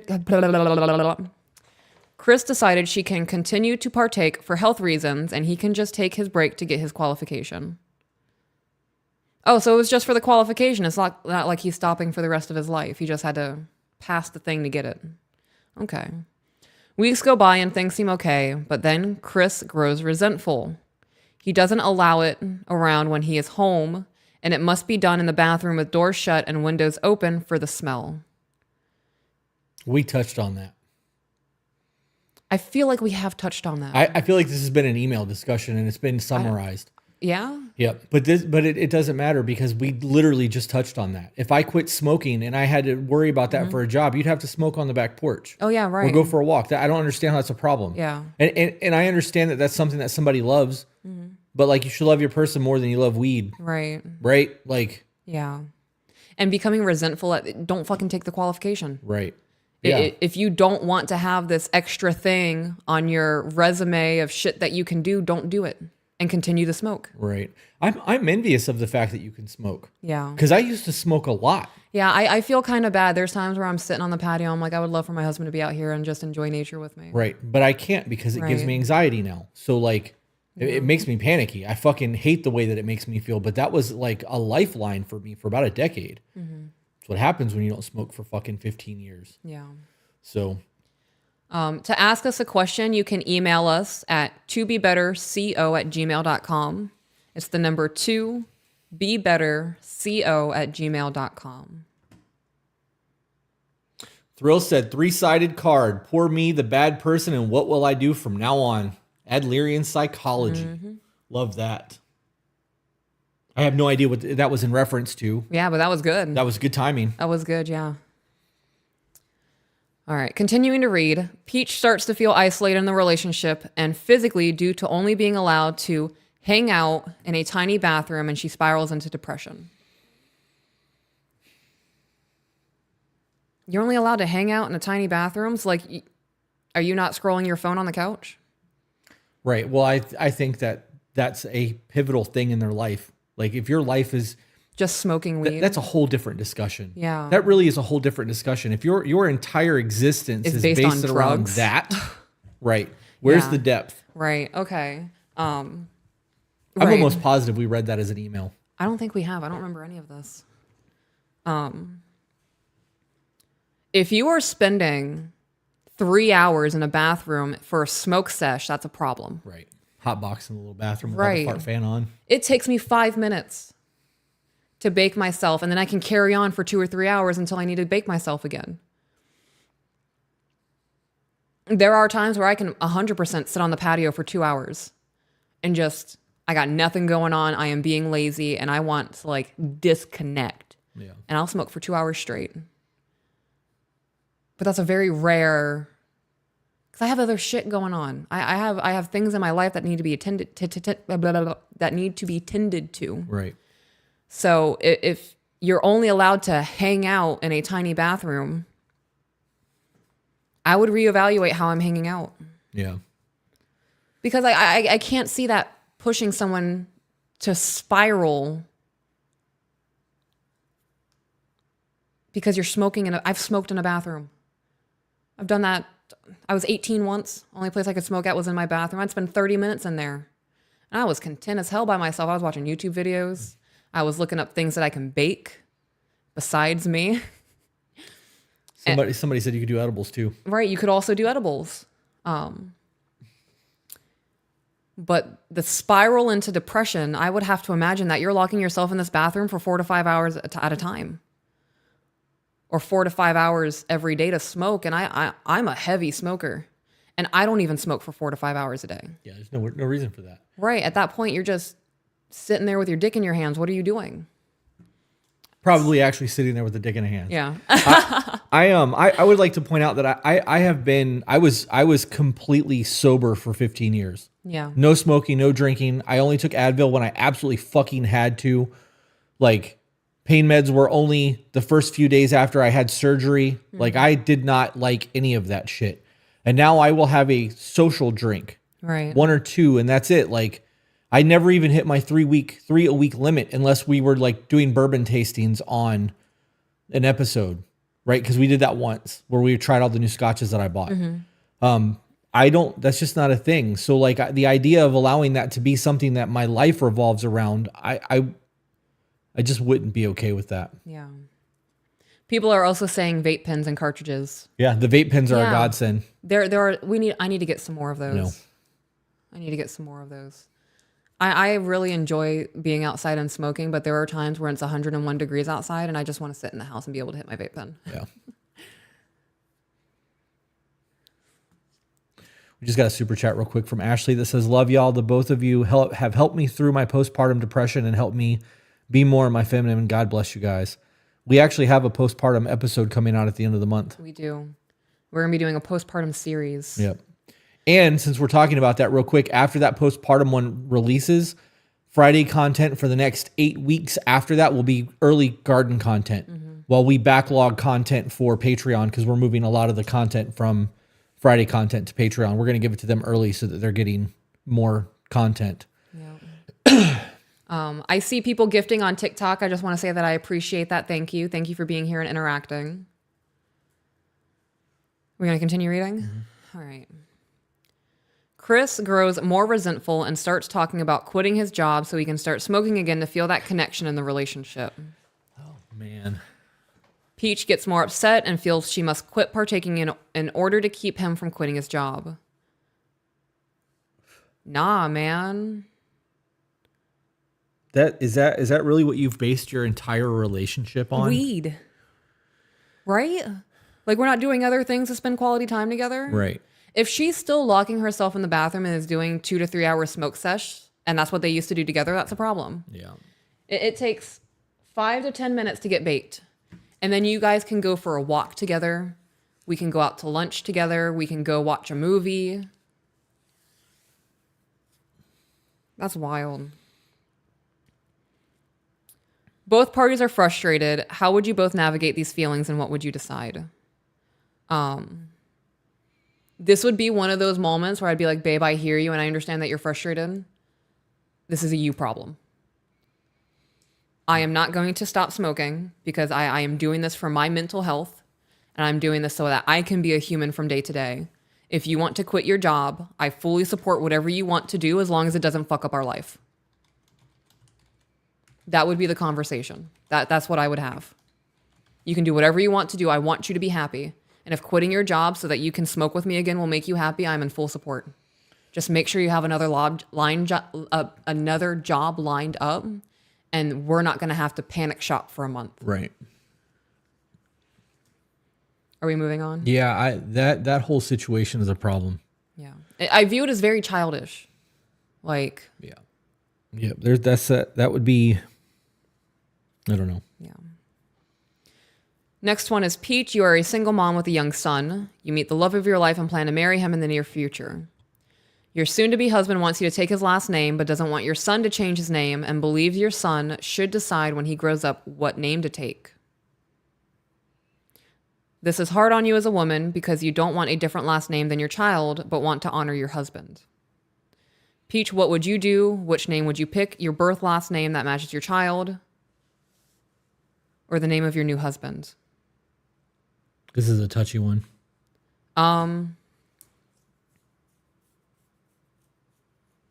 This also needs more detail. It does need more detail.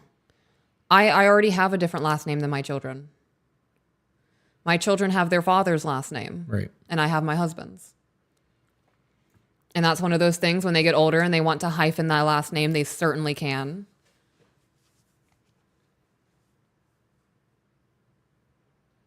Biological father's not in the picture.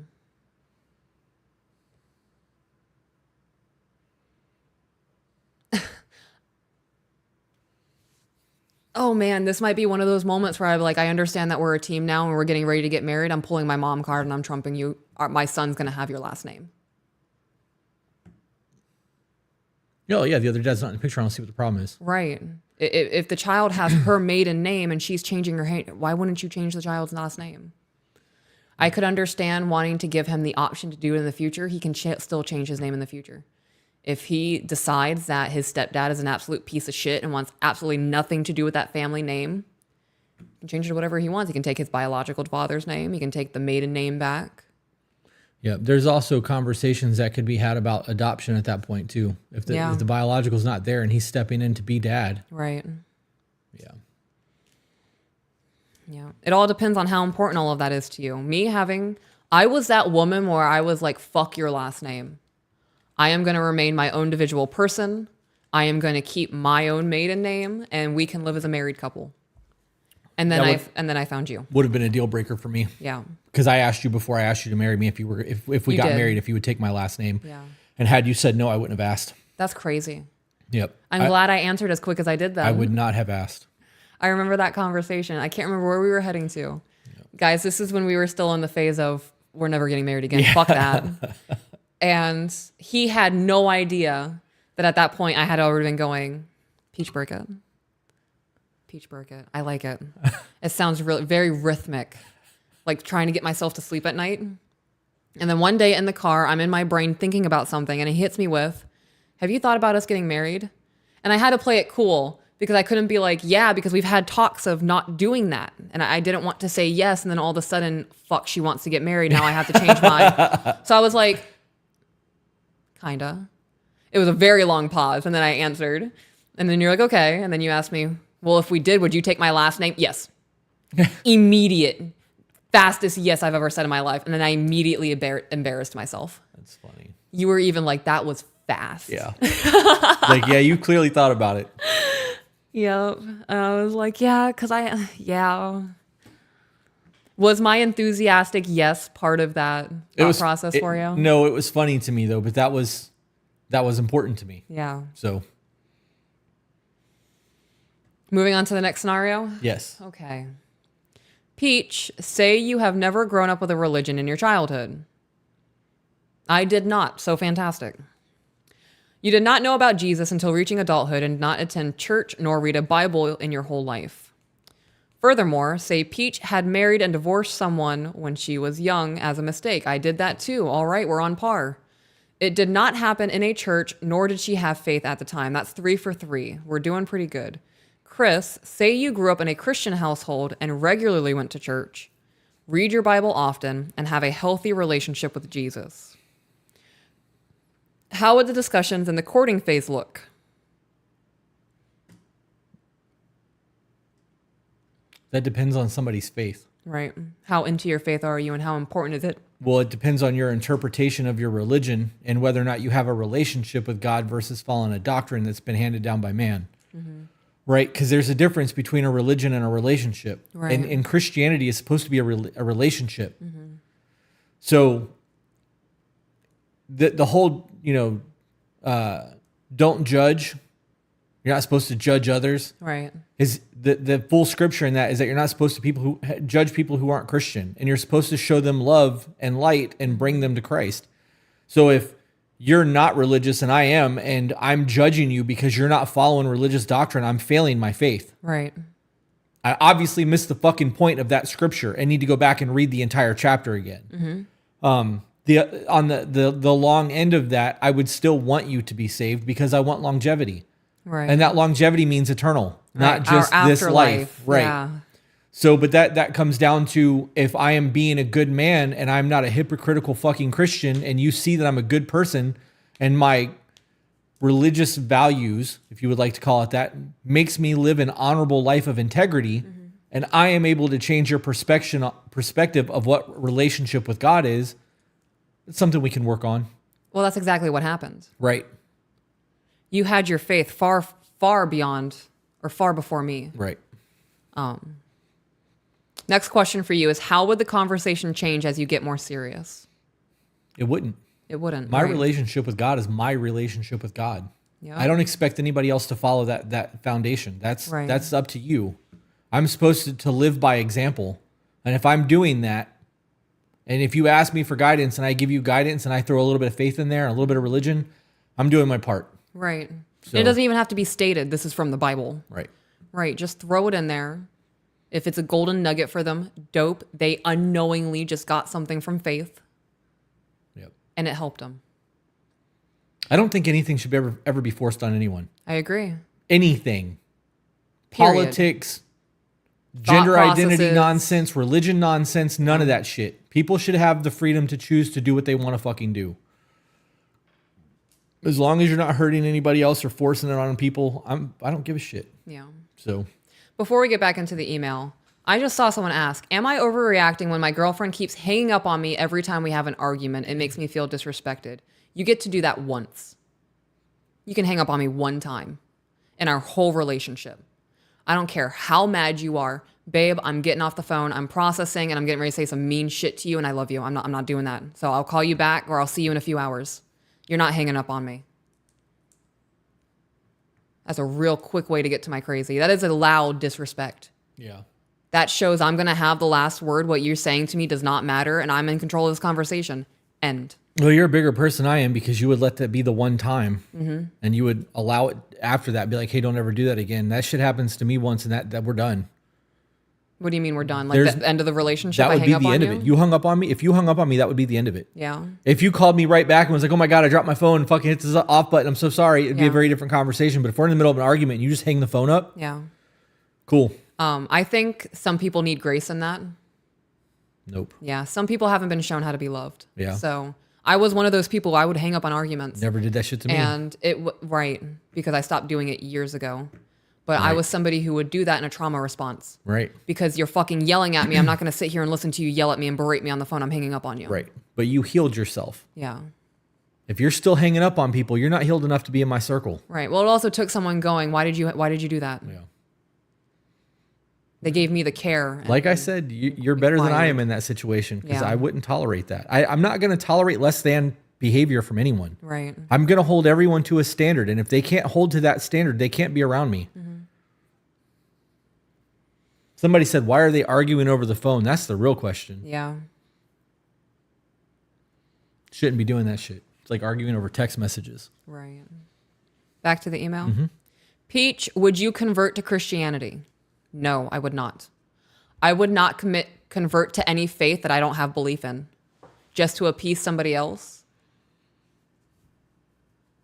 Say I wasn't religious and I got with you and you were like, you need to convert for me. And I was like, okay, I'll do that. But I'm not practicing, like, unbeknownst to you, I don't believe in it. This is all fucking fairy tale. Yeah.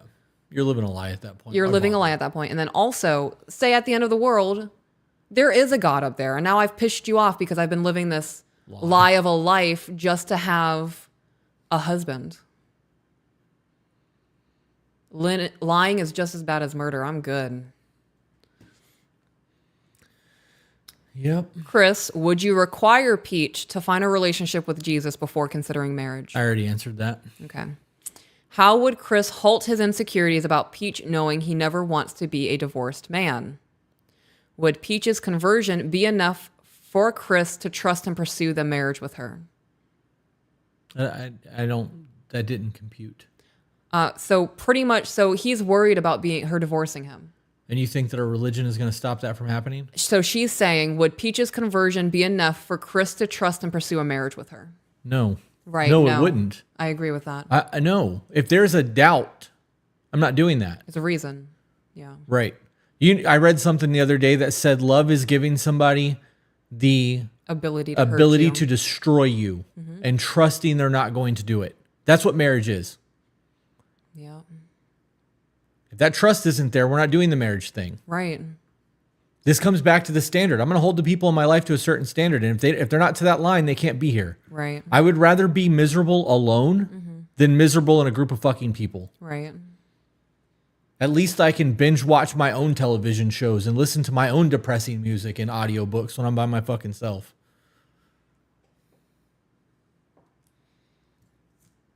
Is that the end of your thought? That is. Okay. Thank you for your honesty and feedback in these scenarios. I hope you had new conversations from these. I have taken parts of my life to create harder possible scenarios so that I can keep the relationship as healthy as possible. It can be hard as two different people to decide to change everything about themselves and grow together as one and build a life together with a common goal. I am curious how these questions get answered and will use those answers to gain some wisdom in my relationship. I hope you enjoyed this format, but if not, I can send over I'm not even going to read that because we did. Yeah. Thanks in advance and hope this ends up on a podcast. I listen mostly on Spotify and sometimes catch a live stream on YouTube.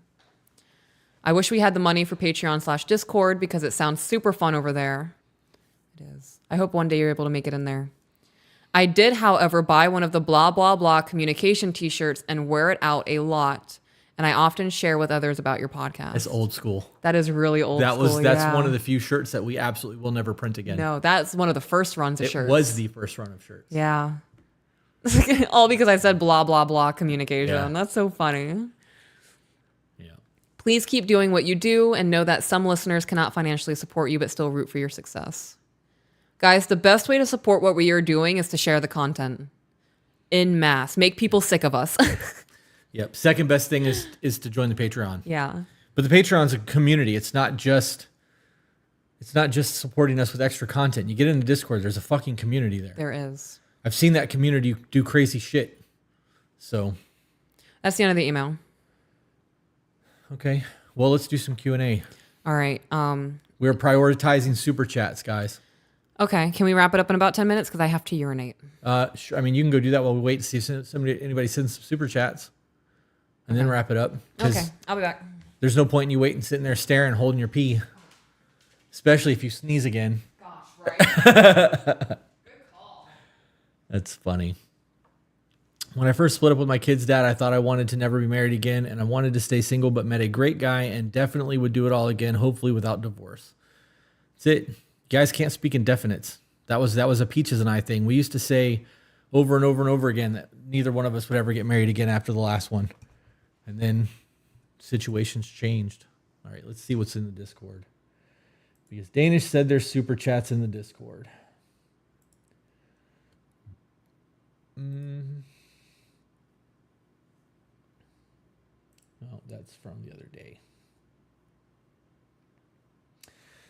Danish said 3 sleeps left. I so very much need this time off. And then I read the other one. Danish, yours was the only one I missed. All the other ones I've read. Can you repeat what it is you're wanting in regard to love stories? My husband and I have a doozy of a story I'd like to share. We want feel-good love stories. I want to hear about the first dates. I want to hear about being taken to the place you had your first date.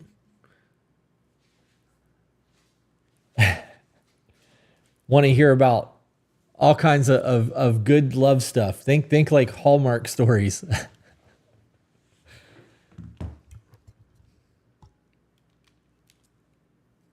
Jennifer Knott said, people are sick of me talking about y'all, but I'll keep sending. Hell yeah. I appreciate that.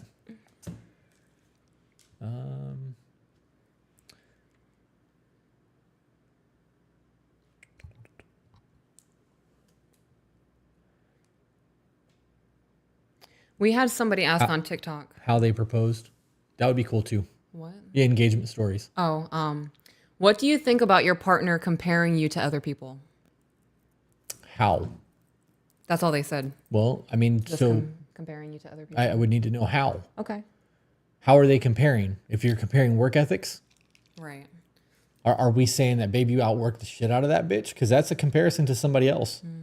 Are we saying she's got really nice calves and yours are fat? Because that's a comparison, right? So we need context matters, guys. Details.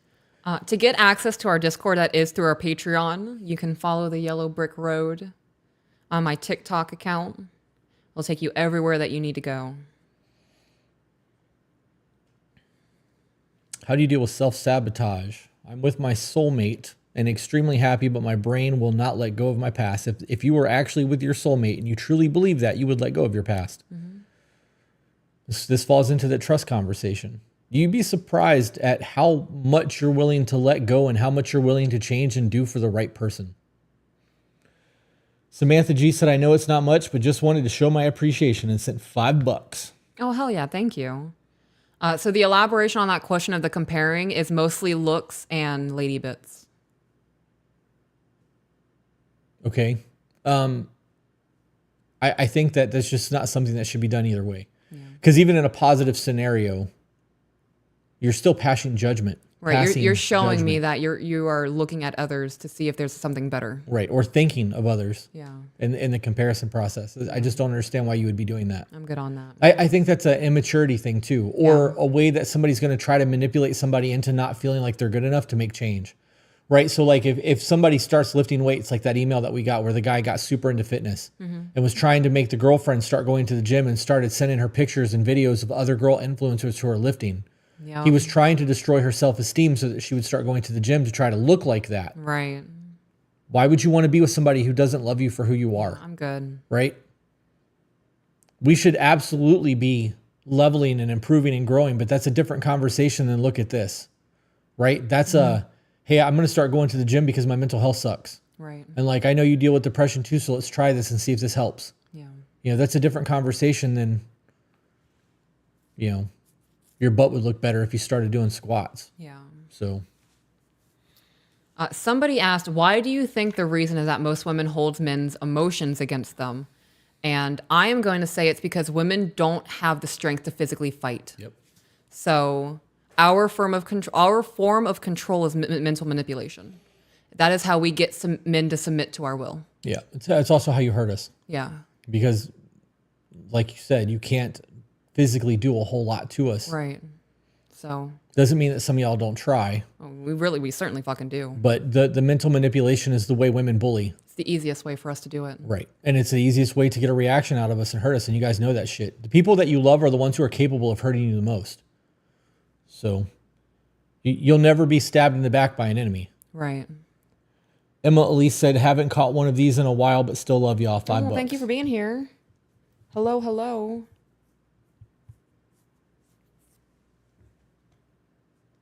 This means a lot because I've been wondering, is it wrong to feel bad about it? Is that to the person who's being compared? I think so, yeah. You mean feeling bad about them comparing you? I would feel like absolute shit if my husband started comparing me to other women. There is only one of me. This is as good as it's going to get, babe. Like, I don't believe that. well, of course I'm going to evolve, but if you want my ass to look like Kim Kardashian's, I'm not going under the knife for that. Like, Yeah. Well, yeah. Yeah. I've watched you become so much more than you are. I know. So- I meant like comparing physical bodies and whatnot. I'm never going to be 5 foot. Yeah. There's no reason to do that. Yeah. If that's what they want, that's what they need to get. Right. I wouldn't allow somebody to destroy my self-worth. It's already been broken. Like I have been like using Scotch tape from one of those big black school dispensers that you see on like a desk in school to fix and repair all of my self-esteem and self-worth. And it's fucking holding together now enough that it can kind of stand on its own. I'm not letting anybody come near that can knock that back over. It took me way too long to piece this shit back together. Way too much love, sweat, tears, anger, frustration. Yep. I bet you destroyed that shit a couple of times. And now you've had to piece it back together. Yep. Can't believe I've fucking done this to myself again. Yep. Protect your peace at all costs. I would never be with anybody who compares me to other people. Yeah. Like the hanging up on the phone with you, compare me to another woman once. I wish you were curvy like her. Word, go fucking be with her. I'll get my shit tonight. Yeah. Yep. I saw somebody ask me a question. Would you mind scrolling up in the chat a little bit? Which one? YouTube or on Twitch? YouTube. Right there. Peach, how did you deal with postpartum depression in between your first and second child? I would like to have a second child, but I'm scared of falling back into the postpartum depression. I didn't. I got pregnant with my daughter 6 months after having my son. And my postpartum depression lasted about 2 to 3 years. I Baker acted myself during my second pregnancy with how bad it got. It was either I was going to be Baker acted or I was going to unalive me and my unborn child. So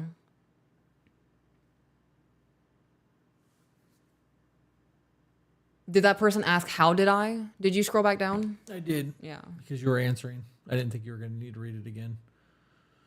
How did I deal? So I didn't deal. I became chaos and I ruined my first marriage and I lost who I was. Looking back, I would not have fallen as far as I had fallen in my postpartum depression if I had supportive people in my life. Yeah. If I had people who gave a fuck about me and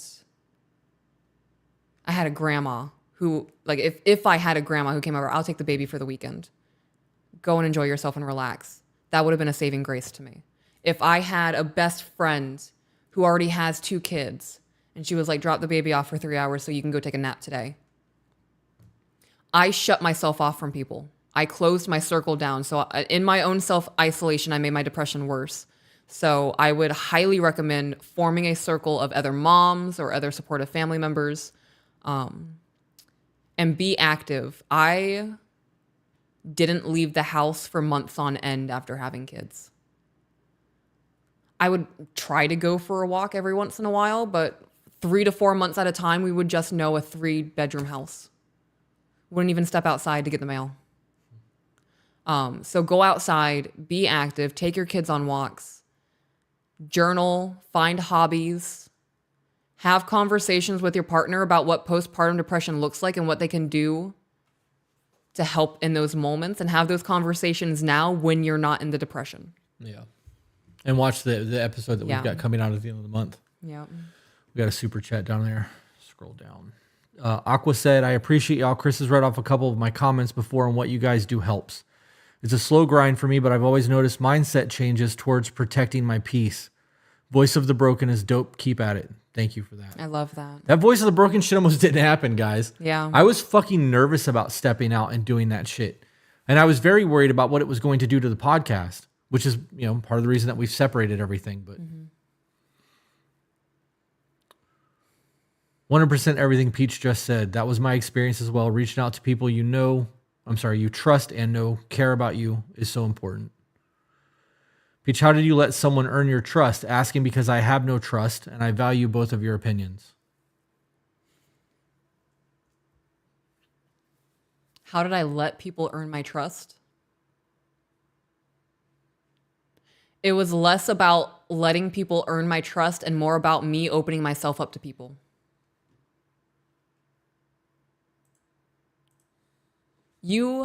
So trust is not something that you just give immediately. It's something that is earned over time. I never trust anybody immediately. Even a new friend, like 6 months of friendship is trial period. I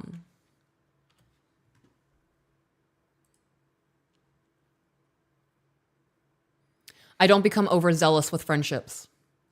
I don't get super stoked, like, oh my God, you're my friend. Now we have to do everything together. I'm gonna tell you everything about my fucking life and trust you till the end. And this is everything that's wrong with my relationship. I need you to help me. You don't do that. I recognize that my insecurities and my downfalls are weapons to use against me. Yep. I don't let anybody privy to that shit. My husband knows about that. And that's it. There's not a single person in my real life right now who knows what's going on with me right now besides you. I might update friends a week or two after everything is passed and I've processed. I'm like, hey, just in case you need some advice for today, I just figured this out. Right. But all of it's late news for everybody else because then you can't use it against me in the moment. Right.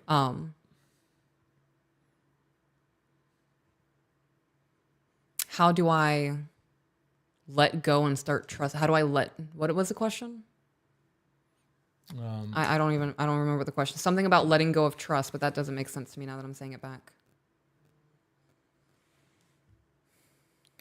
Because I have no trust and I value both of your opinions. How do you let someone earn your trust? How do I let someone earn my trust? Yeah, I go back to my first answer. Don't be standoffish to people.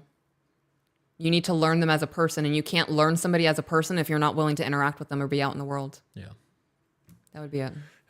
You're going to get to a point in The Courage to Be Disliked where they talk about trust and what relationships are.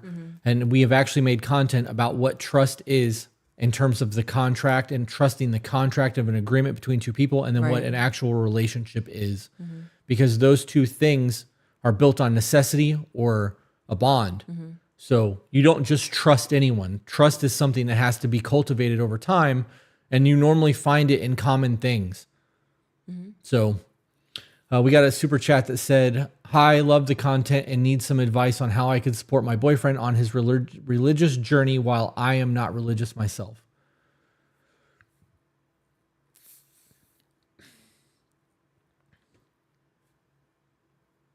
I thought you were going to jump in. No, I didn't even read the question. Okay. I literally just read it to you. Right. I heard you talking, Here. but How is it that you can hear me and understand me when we're communicating? But because when I'm I read, focused on you. So focus on me when I read super chats and you should be able to understand it. But here.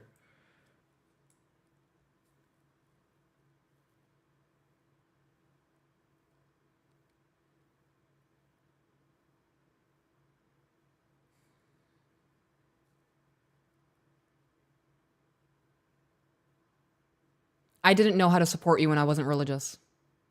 I didn't need you to support me. Right. And I know you didn't, but I never read a Bible. I never sat down to understand what being religious is and what having faith is. And I never took the time to understand what it meant for someone to have a relationship with a God or a Jesus or with Jesus. So my best recommendation is to educate yourself. My question to them is, why do you feel like you need to support him? Yeah. Is he struggling with it? Because if that's the case, you have discussions, right? That's a great way to support somebody, is to let them talk to you and like Right. truly hear what they're saying and ask them, this is what I'm hearing you say, and I just want to make sure I understand it, and then run it back. Sometimes you just running it back could be enough to support or make them think of a new thought. Right. But that dialogue between two people is how we work through things. We need, as much as we don't want validation from people, we want the validation of the people around us and the people that love us, because we want to feel like we're doing the right things. So we're seeking approval. So if he's seeking approval from you, that's a different conversation. But I'm curious as to how you feel or why you feel you need to support him. A relationship is a private, personal thing. So if you're finding your faith, that is personal to you. Right. Is he asking you to go to church with him? Because that's not a support thing. That's him trying to convert you. Haley said, just wanted to say thanks to Peach for making me realize that being in my feminine is a beautiful thing. Oh, I'm glad that you were able to discover that for yourself. I saw a couple people asking about the Voice of the Broken, and I'm going to touch on that, and then we're going to wrap this up, I think. The Voice of the Broken is a standalone segment. You can go to thevoiceofthebroken.com. You can go to The Voice of the Broken on YouTube, The Voice of the Broken TikTok. It is basically the same thing that we're doing with the To Be Better podcast, except for we're moving away from relationships and we are talking about men's mental health. I want to have conversations about people who have been at the lowest of lows, have wanted to control, alt, delete themselves, had some sort of realization or a catalyst, and now is improving their lives. Because there are a lot of young men out there currently in the world who are dealing with, men ain't shit, I'll never be good enough, I'm going to fucking die alone, nobody cares, and it would be easier if I'm not here. People do fucking care. It would not be easier if you're not here, because it would affect a whole lot of people around you, and you have not got to experience a dope fucking life yet. Your life is yours. You get to create it. Voiceofthebroken.com. That's why we're doing this. So it is on TikTok. It's on everything. It's actually on Spotify and Apple and fucking, I believe, Pandora and everywhere else now too. So if you guys are interested in that content, there's only 2 episodes, but my goal is to put out an episode a week over the next 10 weeks. And if I can do that, dope. And if I can't, it's not like a job. It's a passion project. So do you believe that you can trust someone within a month or two? Me and my fiance started dating and went through my father passing and his mom breaking her back, and that's within the first month. I think that you can develop a layer of trust, but you're not trusting unconditionally in 2 months. You're trusting in the building of the foundation. I really wish I knew what episode that was on, because it may not have even aired yet. But we talked heavily about trust, which is the contract that 2 people have to build trust, and then the foundation of an actual bond that is built, which is what changes the trust from superficial to real. And that's all Adlerian psychology. Alex asked if there's going to be a woman's side. Do you want to talk about that? Because you are changing what's happening with the garden. Well, I wanted to touch on that thing before. Can you go back to the question? Which please? thing? Whatever you just answered, because I had a thought on that. Can you trust someone within the month or two? I had an ex within the first 3 months of us dating, his mom passed away. And that relationship ended. That instance where I was there for him through his mom passing had no reflection on the trust that we had for one another and the actions that would be partaken later on in the relationship. Moments like that are important, but it shouldn't be based, the whole relationship shouldn't be based on the frame of these terrible things happened in the beginning and we were there for each other. Yeah. It sounds like trauma bonding. Yeah, I agree. Yeah. Where there be a woman's side, that's my goal. I would love for there to be a woman's side. I have no idea if it's going to be a separate YouTube channel or where it's going. I have no idea about any of that right now. Well, as long as it continues to go up on Patreon, you can do that, and it's not going to affect the YouTube channel. Yeah. Because it's Patreon content. It's unlisted. It's not public where people can mass report it. Well, why wouldn't we do a YouTube channel? We could do that. Okay. I'm just saying that until that gets figured out in the event that because I believe we've already gotten emails. So in the event that you wanted to do that, you could while you're trying to figure out what you want to do with all of that. But if you want to do a standalone, that doesn't matter to me. Okay. I was just trying to give right now information. The back end of this, guys, I know that you guys think that we just fucking get on here once or twice a week and go. This is a full-time job for us, and there's a lot that goes into the back end of all of this between editing, creating content, clips, websites, being active in Discord, doing group calls, doing the things that we're doing. Like, this is a very time-consuming thing for us. Not to mention our personal lives and trying to decompress and do gardens and fucking photos and cooking videos, Cooking and all these other videos. shit that I have to do. right. There's a lot that goes on behind it. So I got nothing else. You got anything else you want to talk about? No, I'm just going to go ahead and end TikTok. Okay. Thank you guys for being here. If you want to be a part of the conversation next time, I highly recommend checking out our YouTube channel. It is the number 2 Be Better Podcast on YouTube. It's number 2 Be Better Podcast. I'll talk to you guys later. Somebody just said, I respond a similar way like Chris when he asked, how is it like that you hear me when I talk, et cetera, et cetera. I just want to know if that was a you statement or something. I mean this in no negative way. That wasn't not so much a you statement. It's that I know that she can't, that was a general question. That was not an attack. That wasn't a shitty thing. I struggle to read things and understand it. So I have her read it out loud because it's a whole lot easier for me to understand. She understands better when she's reading things, but we have conversations and she gets me. Right, because there's not other things on my mind in that moment. Okay. When you're speaking, I have to focus on you talking. Right. If I'm looking at this screen and I read To Be Better Podcast on Twitch, I don't hear anything that you're saying. Right. If I am looking at the painting behind you on the camera and you ask me a question, you're going to have to ask me that question again. So it wasn't a disrespectful statement. That was me genuinely trying to understand how come I can read a thing to her and she can't understand it. But when I'm talking to her, she understands. That doesn't make sense to me. But if you were looking at something else and you were not paying attention, that totally fucking makes sense. Right. So that's not an I or a you statement. That's just a I need to understand statement. You guys do so much. Yeah, we do a lot. It's so dope how much y'all do in general. I know I love consuming all the content, both of them. I'm gay, so I got some masculine and feminine, so I feel like I get the 2x benefit. LOL. Fuck it. Run Like that a shit. hybrid. Get the best of both worlds. We actually get a lot of people who say, well, a lot of women who have responded very, very well to the Voice of the Broken. It's a new perspective. I don't think any woman oh God.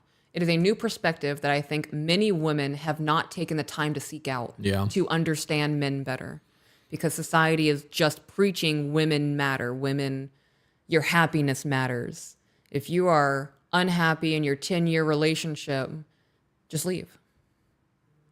So, yeah, I think with the takeover of the red pill movement, and what it's become and all of like the whatever podcasts and the Fresh and Fit and all of that stupid shit that's going on around with podcasts, having something that goes against the grain of that to have a real conversation that's not just shitting on somebody is necessary.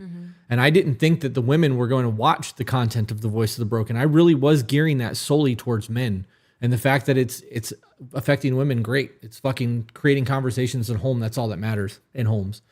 Lexi said, would you stay with someone who says you're their burden because of your borderline personality disorder? Should I write in a detailed email? Thanks. Yeah, you should write in a detailed email. However, if somebody tries to make you feel like you're a burden, that's not where you're supposed to be.